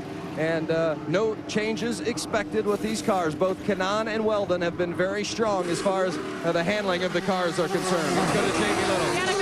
No changes. She was still complaining of understeer, but they said the car's working better. What happened with traction control earlier, they shut it off and said the car's working better without it. Guys? At pit exit, this is what it looks like. Tony Kanaan, very good. You know, early in the season, Scott, he had his problems in pit stops with St. Petersburg, comes to mind, and Motegi, but today his team has been flawless. Great pit stops. Also, Thomas Scheckter actually gained a position, which is not what they did a little bit earlier, so certainly gave him a little bit of help. Vitor Mira also gaining a couple positions, and that's what you want when it's so tough to actually gain positions out on the racetrack. Any help your pit lane can give you, you certainly welcome. The yellow flag was precipitated by Koski Matsura, and Scott Goodyear pointed out the white smoke coming out the back. Why he didn't pull it out in the pits is beyond us, because he came down the front straightaway and the car shut down, and by the radio he said engine broke. Sam Hornish Jr., number 6, the red and white Team Penske car. But moments ago, we talked about the great pits of Tony Kanaan. Not such a great pit, and this is not Penske perfect here.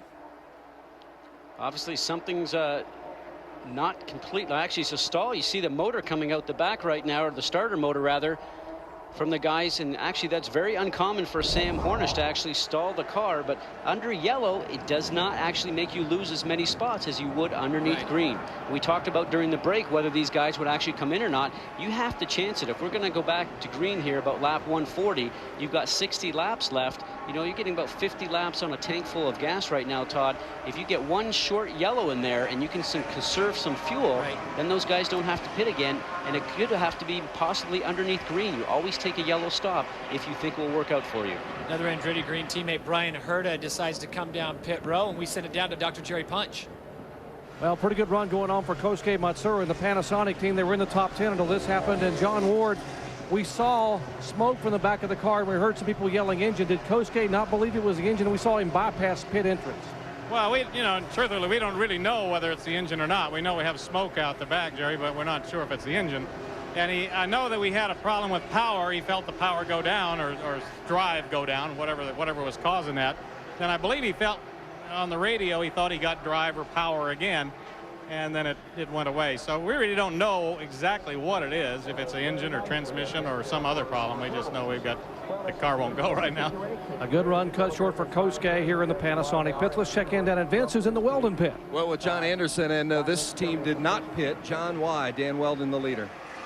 The other boys are going to have to pit. We went down to half tanks, so we're looking good. These guys have got to pit as well for a last stop. And obviously, you still got to make one more stop. They've got one to go here before green. Possibly just a splash and go. Possibly just a splash and go on your last stop. That's what we hope, yeah. John Anderson. Not going to tell you much information there, RZ. Vince should have had him under a light bulb and grilling him as Sam Hornish Jr. decides to come back in. Now, Scott, is this a case where they didn't get all the fuel in? Well, if you have stall in the pits, you've lost some positions. You're at the back end of the lead lap anyway, so you're just about ready to go green. Come in, top it off. And Penske's always thinking, so they'll send him out, and hopefully that's enough that he does not have to pit, even for that splash and go that Andretti Green may or may not take. Just make a mental note of that. At lap 140, Sam Hornish comes in and tops off the tank. We'll see if that comes around to play. The green flag is out as they bring the engines up The RPMs are running. Look at this, 3 wide, sometimes 4 wide. Kanaan down the middle, and Thomas Schechter decides to go south of the border, and he dips way below the white line. And I have a feeling that Mr. Barnhart's blood pressure just went up, and someone's going to hear about it on the radio. Well, with a car going slow on the restart like that, if the guy missed a gear or something, you cannot run in the back of him, so you end up using the apron. A few cars went down on the apron. It'll be interesting to see if there's going to be some penalties handled out for that. So Weldon will lead them out on the restart, followed by Enge and Sharp. And here it is again, the restart. Now remember, you don't have to wait until the start line to go green, as they're starting right now to pass Alex Barron. And right now he's, well, you know, he's pushing the envelope just a little bit there. But he did not actually pass Kanaan. I'll give him that. It looked like Herta was maybe up on the top side. He backs out of it there a little bit, and maybe he didn't really gain that many positions on the bottom. We'll give him the benefit of the doubt. So it's Andretti Green going 1 and 2 with Dan Weldon, Tony Kanaan. Thomas Schechter sits in 3rd place, and look at Dario Franchitti getting a run on the outside of the 2 car of Thomas Enge. 27, the blue and red of Dario Franchitti, part of the Andretti Green team. Thomas Enge on the Chevrolet Rockstar car on the inside. Enge trying to hold on to 5th place. Trying to push Dario Franchitti back, who's technically registered as 5th place right now. Now watch, they both enter through turn 1, side by side. The car in the bottom usually has a shorter line around, and I also think that Enge's car is working a little bit better through the center of the corner, Todd, so that means he's going to keep his speed up and not drown down the engine in the RPMs.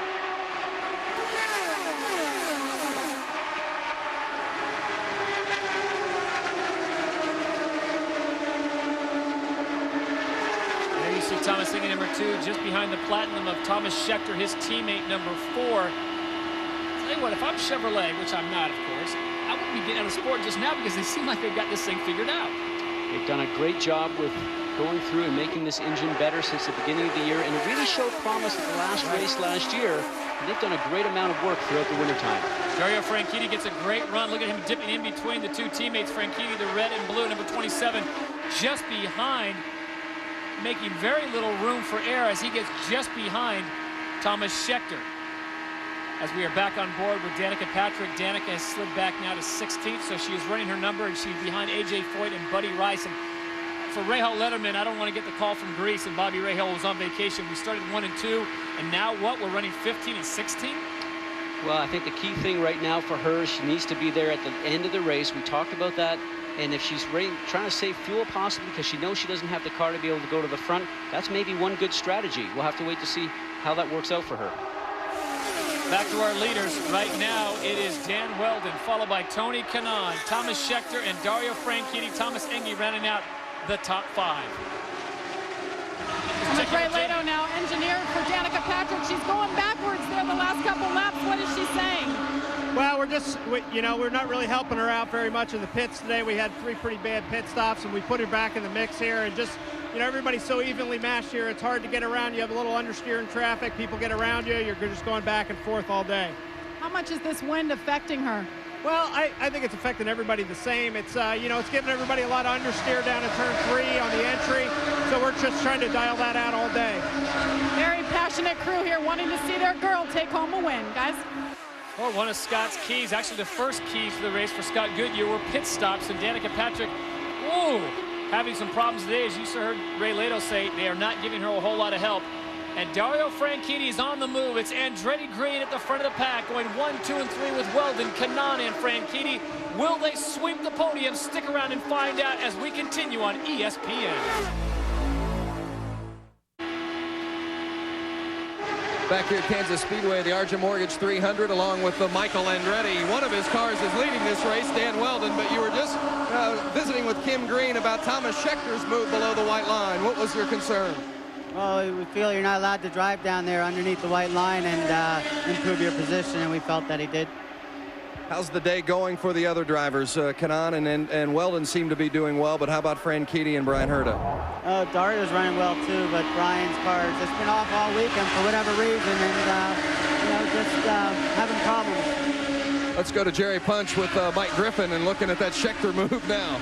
Wow, anxious moments a moment ago for the Panther team. Now, Mike Griffin, you're one of the co-owners for Thomas Scheckter, and you firmly believe your driver did not deserve to be penalized for the move a moment ago. Why? Well, at 200 miles an hour, if the whole field moves down and you have nowhere to go, you have to go under the white line. I mean, you're not going to get out of it. If you get out of it, you're going to go all the way back, and you're still under the white line. So you take your chances, move over a little bit, give away some room, get spread out again. He didn't improve his position while he was under the white line. He didn't do it to pass somebody. So Barnhart apparently on the director's channel said it was okay with him as long as nobody improved their position. We didn't. All right, there you have it, guys. Both sides of the story. Two compelling arguments, and Scott Goodyear, you kind of sided with Griff there. He didn't improve his position, and I don't think he was trying to do it to get past anyone. I think it was one of those things where Griff pointed out at 200+ miles an hour, people come down, you got to go somewhere. Well, when you watch the replay a couple more times, and when you watch Thomas Scheckter then go around Alex Barron, the Red Bull car, the number 51 car, then all of a sudden Kanaan, who also passed Alex Barron, starts to come down to the white line, and Scheckter did the smart thing. He got down the apron so they wouldn't have any contact. Dan Weldon continues to lead, and once again, Thomas Scheckter, he's treating that thing like it's a 7-Eleven, which is the car just to the side of him. It's always open. Well, if Michael Andretti wasn't excited a few moments ago, I'll tell you what, he's probably just getting a little bit hot. I mean, I know Michael well enough to look at the expression on his face that he wanted to say a lot more than I think what was said. He didn't want to offend Vince Welch's sensitive ears. Well, it's been quite a day for Thomas Scheckter. You remember 2 races ago, he won in Texas, and he is trying to work his way by any means necessary to the front of the pack, taking the lead on lap number 8, getting past number 15, Buddy Rice. And Scheckter on board this Chevrolet has been on the move front and back. And look at this save. At 210 miles an hour, what Scott Goodyear calls a depends moment. Here's the famous restart that got the ire of Michael Andretti as he dips down below. But again, at 210 plus, when a guy comes down, you got to go somewhere, and that's what he did, and it's what he did moments ago as we go on board with the South African. Currently second, as high as first, started 4th, lowest 17th. He is all over the place.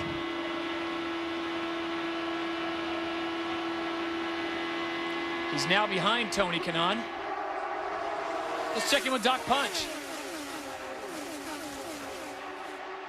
Yeah, apparently he did improve his position on that pass a moment ago, so they told him to allow the 11 to go back by. Okay. There's the reason why the 11's in front of the 4. We just turned around and came back and saw that, and I guess Brian Barnhart, through his director's channel, told the team if he allows the 11 to go back in front of him, then he can stay on the track. If he doesn't, then I'll call him in for a black flag and a stop and go through pit lane. Let's look at it one more time. This is the second below the white line. Got a great run off of Kanaan. Kanaan really was just going down to the line, his normal line, not really a blocking line, but Kanaan was going slow enough with Scheckter with that run that he had on him, sort of surprised him a little bit. But, you know, my point about it, I said a little while ago, Todd, is that you have to respect the white line as if there was grass below that white line. So, you know, would Thomas Scheckter have got off the gas and not driven down there if there was grass there? He certainly would have done that, but you're just taking advantage because it's pavement. And Brian Barnhart, the sheriff in town, corrects that. So we are back. There is your man. Thomas Scheckter sits in 3rd. Dan Weldon leads. Tony Kanaan sits in 2nd. Dario Franchitti in 4th. We've got just over 35 laps to go. It's going to be a shootout in Kansas right here on ESPN. Dan Weldon continues to lead. Thomas Scheckter is giving chase, and just moments ago our Vince Welch reports on the radio. They're telling Dan Weldon, don't conserve, make them chase. We know Dan Weldon's going to have to pit probably around lap 175, and for Dan Weldon, could there be any sweeter words? Don't conserve? Well, you know, there's some strategy going on out there right now, and one guy that's actually at the back of the lead lap, Sam Hornish Jr. is on a completely different strategy. We talked about strategy as one of the keys to the race right now. Penske loves to play strategy out. Will he have to pit? He seems like just sitting back there running a bit of a slower pace, maybe running a leaner fuel mixture and conserving fuel. You know, if there's one short yellow out here for 3 or 4 laps, that might just be enough to allow some of these guys to get to the end. Interesting to see how it'll all play out as we take a look at our Toyota lap leaders, and my, how things have changed. Weldon now is your Toyota lap leader with 105, Scheckter with 49, and that is pretty much a dominating performance by the Honda and the Chevrolet as we check in with Dr. Jerry Punch. Well, they had just given the call to this man, Thomas Scheckter. They said, go to the whip, full power, buddy, all the fuel you need. We'll pit on lap 190, but go chase him down. Go get that 2.6 car. So Scheckter just turned the dial, full fuel, full rich, and full power. See if he can catch him here in the final 30 laps. Scott, as a former driver, you got to love to hear that phrase come across the radio. Well, you love to hear it, but there's maybe a different strategy they could play out there. They know that Weldon's in front of them right now. He definitely has to pit because he didn't pit when everybody else did. And then if you're Thomas Scheckter right now and you have an opportunity to maybe just sit out there and conserve a little fuel and that yellow comes out like I mentioned, maybe you don't have to come in and pit. Thomas Scheckter has a history of running out of gas. He did that in Motegi, Japan when he was leading with 2 laps to go. And he basically handed the win over to Dan Weldon. Now, Dan Weldon ran a great race all day, but great place at a great time. There you see the total pits. Last stop, Dan Weldon we know is going to have to come in. He hasn't pitted since 112. But can Scheckter make it from 136? Well, they heard that he has to come in lap 190. That's just 10 laps short of race distance. And, you know, whoa, right now, see right in the middle of your screen right there, looks like Scott Sharp, who's due for some fuel here very shortly, is starting to slow up. And I'll tell you, that's just like trying to pass a couple of shopping carts down the middle of the aisle and running beside him, because I can't believe that nobody touched his wheels. Vitor Mera got oh so close to the 8 Delphi of Scott Sharp right there in the center of your screen. Well, this is going to be interesting. I'll tell you what, the people down in the pit area, the technical engineers who are a whole lot smarter than me, are working the abacus right now as they are trying to figure out whether they can make it. And Danica Patrick, just so you know, has moved up now to 8th place. So Danica Patrick, who has been all over the board, is now in 8th position right now. Sharp's outside, outside, still there. Sharp's outside, still there with Sharp, still there. Ed Carpenter on the inside. Number 20 started 19th. Carpenter having a good run right now, running in 12th, part of the Vision Racing team. On the outside is 51. That is Alex Barron out of Menifee, California. And he is right next to his teammate, the Red Bull Cheever Racing of Patrick Carpentier. And that group back there, and look who's caught up to them, was that Marlboro car sitting in the back of Sam Hornish Jr.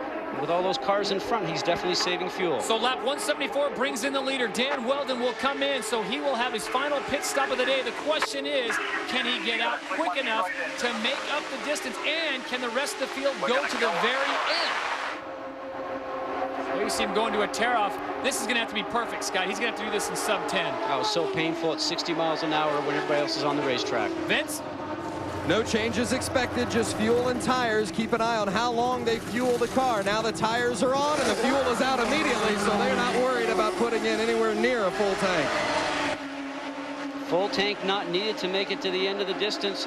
Great observation, Vince. And right now, some 4 fresh tires, 4 fresh canoes, as we call them, that will take him right to the end of the race. So he is loaded up with about a half a tank of fuel. The Firestone Firehawks are fresh, and he is off and running. Now the strategy plays out. Have the folks at Andretti Green done their math right, and have they played this correctly? Your leader is Thomas Scheckter on board the number 4 Chevrolet. He is being followed by Tony Kanaan and Dario Franchitti. Who will win the race in Kansas? We'll step aside for our final break so that when we come back, we've got 20 laps of uninterrupted racing. We take you side by side back to Kansas after this. Welcome back to Kansas Speedway for ESPN's coverage of the Argent Mortgage Indy 300. Your leader, Thomas Scheckter, number 4, the Platinum Panther Pennzoil. He is out in front. Behind him is number 11. That is Tony Kanaan. Behind him is number 27, Dario Franchitti. They really are the fastest cars on the day. And there is Danica Patrick making some noise. She had the pole, has had problems all day, but she is now up to 5th place. Up to 5th place and on the charge. What a bold move to actually go underneath her teammate. She's having a look at everybody right now. She's going to be setting her sights right now on Vitor Mera, the 17 car. But what a great drive on this tri-oval section, on the front section, to get underneath Darren Manning. Guys, they told Danica Patrick about 15 laps ago to go full rich. They said she has to come in, and they said it's going to be early 190. So be looking for Danica Patrick to make one more stop before this race is over. Wow, this is going to make for a great 10-lap shootout. Now remember, Dan Weldon came in on lap 174, but Sam Hornish Jr. came in for that extra splash on 140. With the yellow flag, Scotty, in your calculations, get out your Canadian abacus. Can he make it to the finish? Well, he'd obviously have to have a yellow, but it's a bit of a gamble that Penske's obviously going to take. And he's been sitting back there sort of starting to run some stronger laps now. It's a gamble for sure, but if that yellow comes out, you just never know.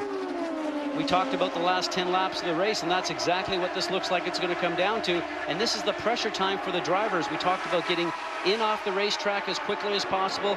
A lot of pressure on the crew to turn around and just do a splash of fuel, and a lot of pressure on the drivers to get out and get back up to speed on their outlap. Let's go down to the pits to Vince Welsh.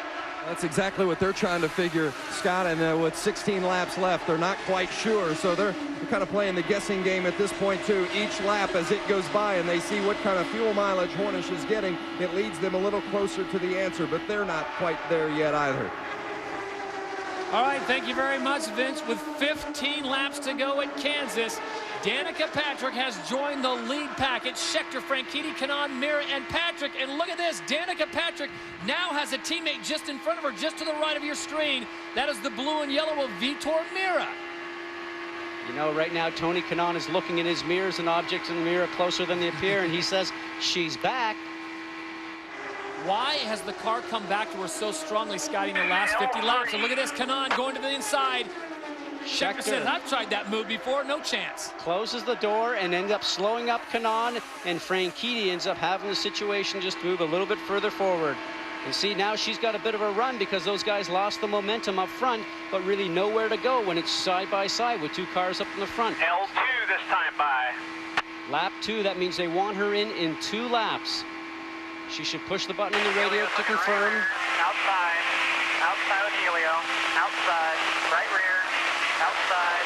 You're clear. Great spotter work right there. Later you know that Elio Castroneves was on her outside. You see, as soon as she said she was clear, she pulled up. Thomas Schechter's coming in. Sam Hornish Jr. has also come in, so I guess the folks at Penske said it's not going to work. Let's check in with Vince. Well, they didn't want to take the chance. They wanted to make sure they could get to the end and splash and go, and you saw it time fuel. Doc? The pit stop that could put him in victory lane. Thomas Scheckter in the Pennzoil Platinum car. They will not take tires, only fuel. And all they need is about 4 seconds of fuel. 1, 2, 3, 4. There's a point back down. Schechter's away. Here come the leaders flashing out of turn 4.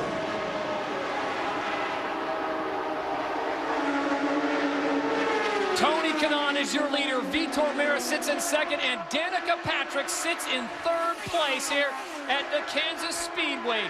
Can she work the magic in the pits? She will dip down below the line. Danica's coming in. Following in her teammate, Vitor Mira has a bit more experience. He's just pulling away a little bit on this apron. That's what we talk about, the in-lap, the out-lap. A little bit more experience. 60 miles an hour now down pit road. Jamie Little. Guys, this must be a good pit stop. The team and crew has said that they've let her down all day. This must be flawless. She's going to come in for a splash and go and get back out, hopefully where she left off. 2, 3 seconds, 4 seconds, 5 seconds. She did that perfectly. Talk about composure for a 23-year-old. Here we go. Tony Kanaan is winding it up and bringing it around. Danica Patrick will join back in as they cycle through. Will it be Kanaan's day? He is the defending IndyCar Series champion, looking for a big win this year. Danica Patrick back on board. Now it's Kanaan's turn right now. We talked about those in-out laps. He is the master at it, getting in quickly, getting out quickly. You brought up some fuel situations during the pits previously this year. Locks up the right front wheel to get the car down to 60 miles an hour. Tony Kanaan brings it down. Let's check in with Vince Welch. This is going to be a time to stop, so they only need to get a certain amount of fuel in, and they'll let the fueler know. They'll tap the fueler on the shoulder with that wooden stick to let him know that it's time. There you saw it. With all that technology, it's a wooden stick that cues the man that's fueling Tony Kanaan as he gets back out. So for now, it is Buddy Rice, Danica Patrick's teammate. He was sitting in second, and he led after the first lap. Buddy Rice is your leader. He was the winner last year at Kansas Speedway. Can he hold on? He still has to pit. And he knows that. You know, he's sort of gambling on that yellow, staying out as long as possible. Question is, if he had a yellow, is there enough fuel in the tank for him to be actually able to get to the end? Coming out of 4 right now, right behind Rice. Those guys are stacking up 3 deep as everybody's starting to meet up with each other after the pit stops. You see Thomas Scheckter right now in the Platinum Silver car, chasing the car that we're riding on board with right now, 27 of Dario Franchitti. And this is nothing held back right now. 100% fuel, maximum horsepower, running the engine as hard as you possibly can. You will not want to take your foot off the throttle whatsoever. You do not want to actually low the engine RPMs. You want to keep it up in the horsepower band. On board with Thomas Scheckter. We've got 5 laps to go at Kansas Speedway. And here's the race. Buddy Rice is deciding to come in. He cannot make it to the finish. This is the battle for the lead. Dan Weldon and Vitor Meira. There's Tony Kanaan just coming into your picture as they will cycle through. Okay, let's go to slot 1. We'll just stay there. Buddy Rice on pit road. He tried to stretch the fuel, and they came up just 5 laps shy. A time stop 3.3, and he's away. Here come the leaders out of 3 and 4s. Buddy Rice tries to exit as quick as possible, but he's got to keep it under 60 miles an hour. Dan Weldon comes around. Tony Kanaan goes to the outside. There's Vitor Meira. Well, is it going to be an Andretti Green shootout, or will Rahal Letterman get their man in there? Remember last year, Buddy Rice won this event, how painful that is for him to have to come in. But Vitor Meira was so close and finished second. You know, you certainly remember that situation. Right now, he's looking any place he can to maybe slip underneath the guys in front and have a look to win this event. Here he goes. 3 laps to go. Weldon has the inside position, the number 26 red and white car. On the outside, his teammate, the 11, the green and white of Tony Kanaan. Behind them is Vitor Meira, number 17, part of the Rahal Letterman group. Vitor is out of luck.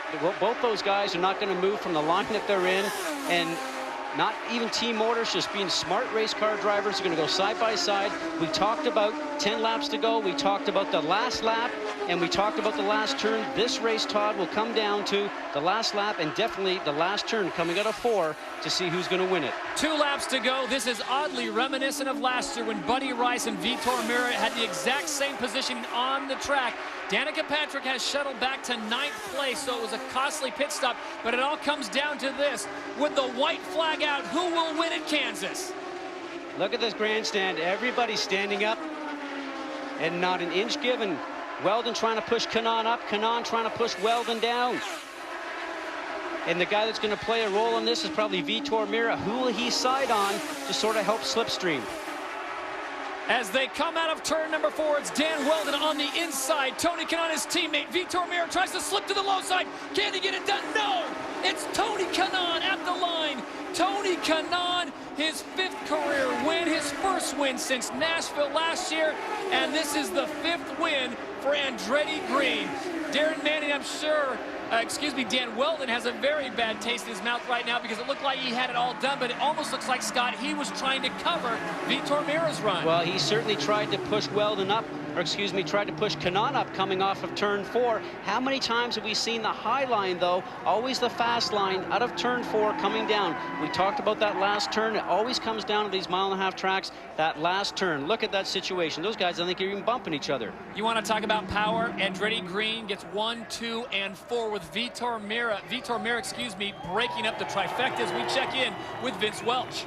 Wow, what a happy group down here. Michael Andretti and Kim Green, congratulations. What a shootout. I guess if you're going to have a shootout, it's nice to have your 2 guys doing it. Well, at least you know you're going to do it fairly. But, you know, I'm pretty disappointed in 2 other drivers that were below the white line quite often. And that, to me, is a penalty. I'm disappointed in that.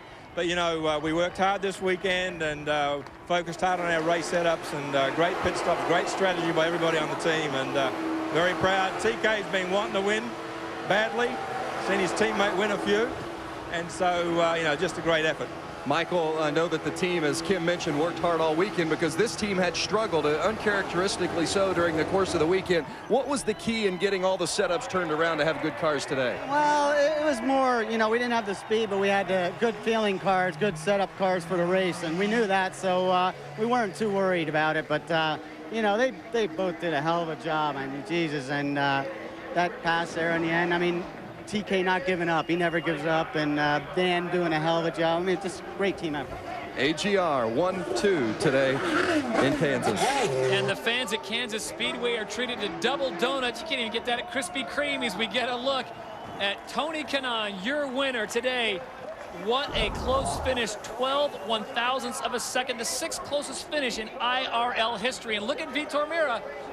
The white line, I'm sure that's going to be talked about at the next drivers' meeting. Well, he's still third, but if he had passed either one of those guys, it certainly wouldn't have counted. But just to tell you the momentum you have coming off of 4, he's up high, he drives down the banking on the racetrack, probably has a good 3 or 4 miles an hour on those guys, but they weren't going to leave him any room at the bottom.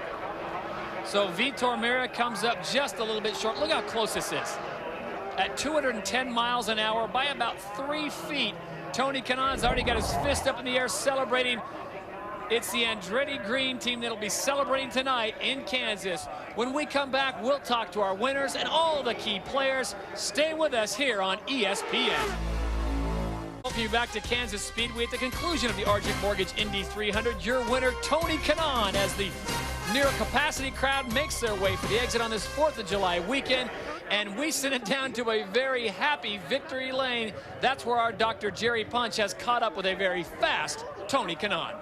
And Tony climbing out of the car, getting hugs. That was Daniele a moment ago, his wife. He gave a big hug. Michael Andretti was here. All the 7-Eleven crew hugging him. But guys, set them up. Big gulps for everybody. TK, what a job today. Congratulations on a wild finish here. Yeah, I like that. You know, wild with my teammate. I knew he was going to be clean to me. So, oh, man, I feel so great. I mean, a long time. It was almost a year. It will be a year in Nashville. So, very happy. Happy for the team. Happy for Dan. We're getting solid 1st and 2nd in the championship, so that's what we need. I mean, we need this team to win the championship again. What was the key yesterday in qualifying? A car was not really to your liking. What made the difference today and made this car a winner? Well, we had a good race car. I just couldn't find the speed on qualifying. I worked on race setup the first 2 sessions yesterday, so I mean, I knew I had a good car, so I mean, we just got to work on our qualifying setup for sure. I know you were watching where you were going, but also your mirrors. And take a look. We're going to show you the close finish here. 12 1/1000ths of a second coming out of turn 4. You and your teammate Weldon. And look at Vitor coming to the inside. Yeah, look at that. Well, it was close, huh? Oh, Vitor keeps coming. Watch this. The bigger nose window. Hey, Tony Kanaan, congratulations. I know it's been a long time coming. This has got to turn some of that bad luck early on around. Well, it's not bad luck. It's definitely not being as good as last year because last year was perfect. So we're having a normal season, I would say. So I'm very happy. Tony Kanaan, reigning series champion, picks up win number 5 in his career here in Victory Lane at Kansas. Let's check out again where Jamie is standing by with Danica Patrick. Well, Danica Patrick prevails unscathed once again for another top 10 finish. Hard fought. Danica started on the pole and had the target on your back right off the start. Take us through what happened. Well, on the start, there's nothing I could have done. I was put to the floor. The gears were a little off, so I couldn't run 4th gear, and 5th gear was so long that everybody just passed me. I was flat on the power. There's nothing more as a driver than you can do than that. And then after that, it was just a matter of the wind picked up from like 6 to 12 miles an hour today across. So everybody was getting understeer in 3 and 4. So I thought my car was better off than a lot of cars. And, you know, so we were kind of chipping our way through. And, you know, we had a little glitch early on. The engine was starting to cut out at the very beginning. So we had to turn the traction control off, so that made the pit exits a little bit slower. But, you know, we lost a lot of time in the pits and, you know, dropped back far. So, you know, it's frustrating when that happens. But, you know, nevertheless, it's a team effort. And, you know, overall it's okay. I think we were down in 15th at one point today. So, you know, it would have been nice to finish up front where I think the car was fast enough to finish. But, you know, all I can say is I fought so hard today, and I raced side by side virtually for 200 laps. So, did what I could. Your crew is so passionate. We hear them on the radio apologizing to you for the slow pit stops. I know you guys work together so strongly. I know each race is something new for you. What did you learn today? I know you had a couple close saves. You know, I think that, you know, today was a good job of everything kind of coming together, figuring out the car early and working with it. So, you know, today I learned the comfort zones of side by side and just better how to set people up, because you know, it didn't mean that my car is completely settled behind people, but you know, I think that I was able to run very, very low and still keep some wing on the car by having a little bit of clean air on the very bottom. So I was like on the white line, which I think I might have been, you know, one of the only people that was running there. So that's kind of what saved me today. So it's just a matter of learning how to set people up and trying not to get frustrated. Well, look how beautiful this girl still is after 300 miles. Danica Patrick, another top 10 finish, finishing 9th. Vince?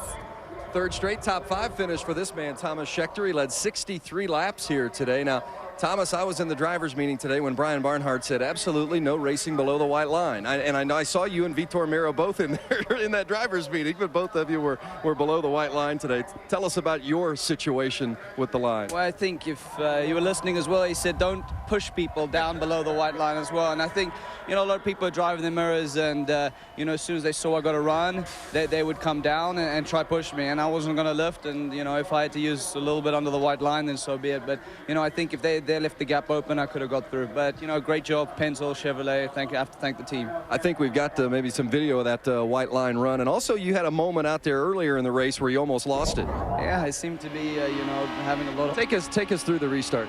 Well, we had a good start. I got on it early, and then, you know, just Kanan, I think, sees me, starts to come down when they were a little bit higher up, and, you know, I wasn't going to lift. We had a good restart, I think, got us into the top 3, and, you know, put us in a good position. You know, we didn't have a car to win today, but we brought it back home and brought it 5th, so we...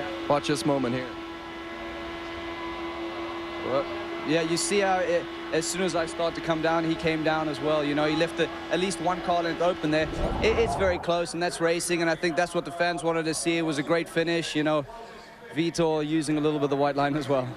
And that's also at the same time, as you said, part of racing, but the vision from side to side isn't great in these race cars, and that's where the spotters come through. No, for sure, but it's all the guys I'm racing with know where I'm going and know when I've got to run, and they know what to do, so...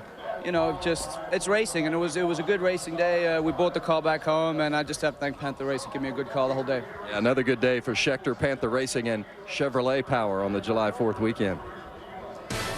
All right, thank you very much, Vince. When we come back, we will wrap things up from the Kansas Speedway. Your winner, Tony Kanaan. We'll be back with more after this short break from Kansas Speedway just outside of Kansas City.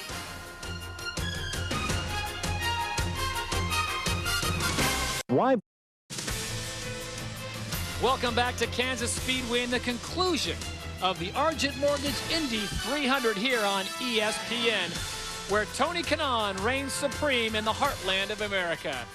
Once again, Todd Harris along with Scott Goodyear. What a race. I have to say, though, I'm a bit surprised. I really thought it was going to be the Ray Hall Letterman day. You know, they sort of dominated when they got here, and with that qualifying, impressive as it was, you had to think that they had everything together. But you know something? The depth of the team of Andretti Green to go back last night and go with the engineers, they must have had a big powwow late in the night to come back and bring out some cars that are very competitive. I mean, give them credit. They did a great job. So Tony Kanaan wins here, and he told Dr. Jerry Punch, it's been a long time and a long time coming.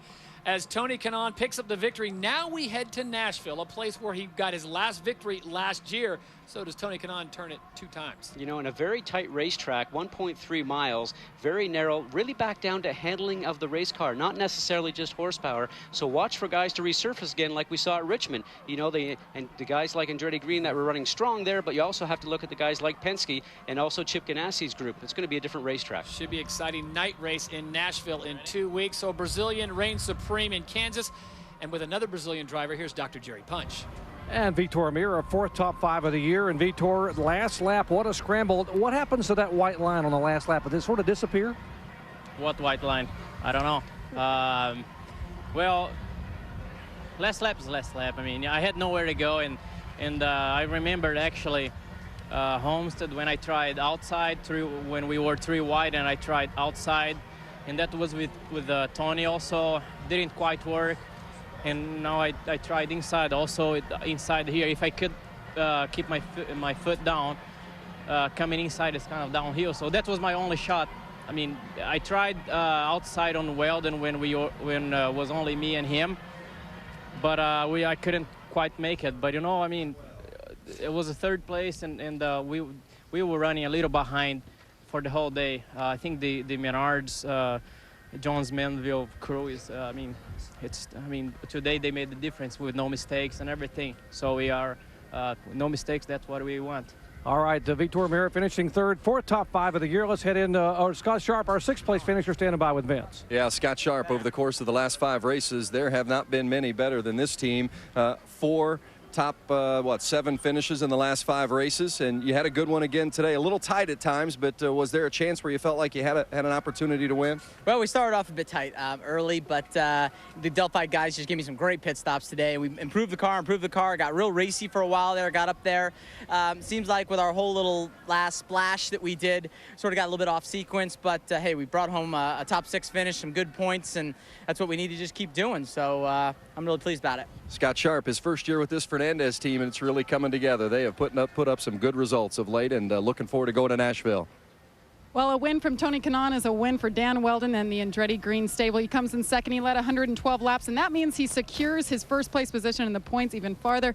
Take us through the run today, Dan. Of course, we all thought you were going to be there at the end. Where did your teammate get you?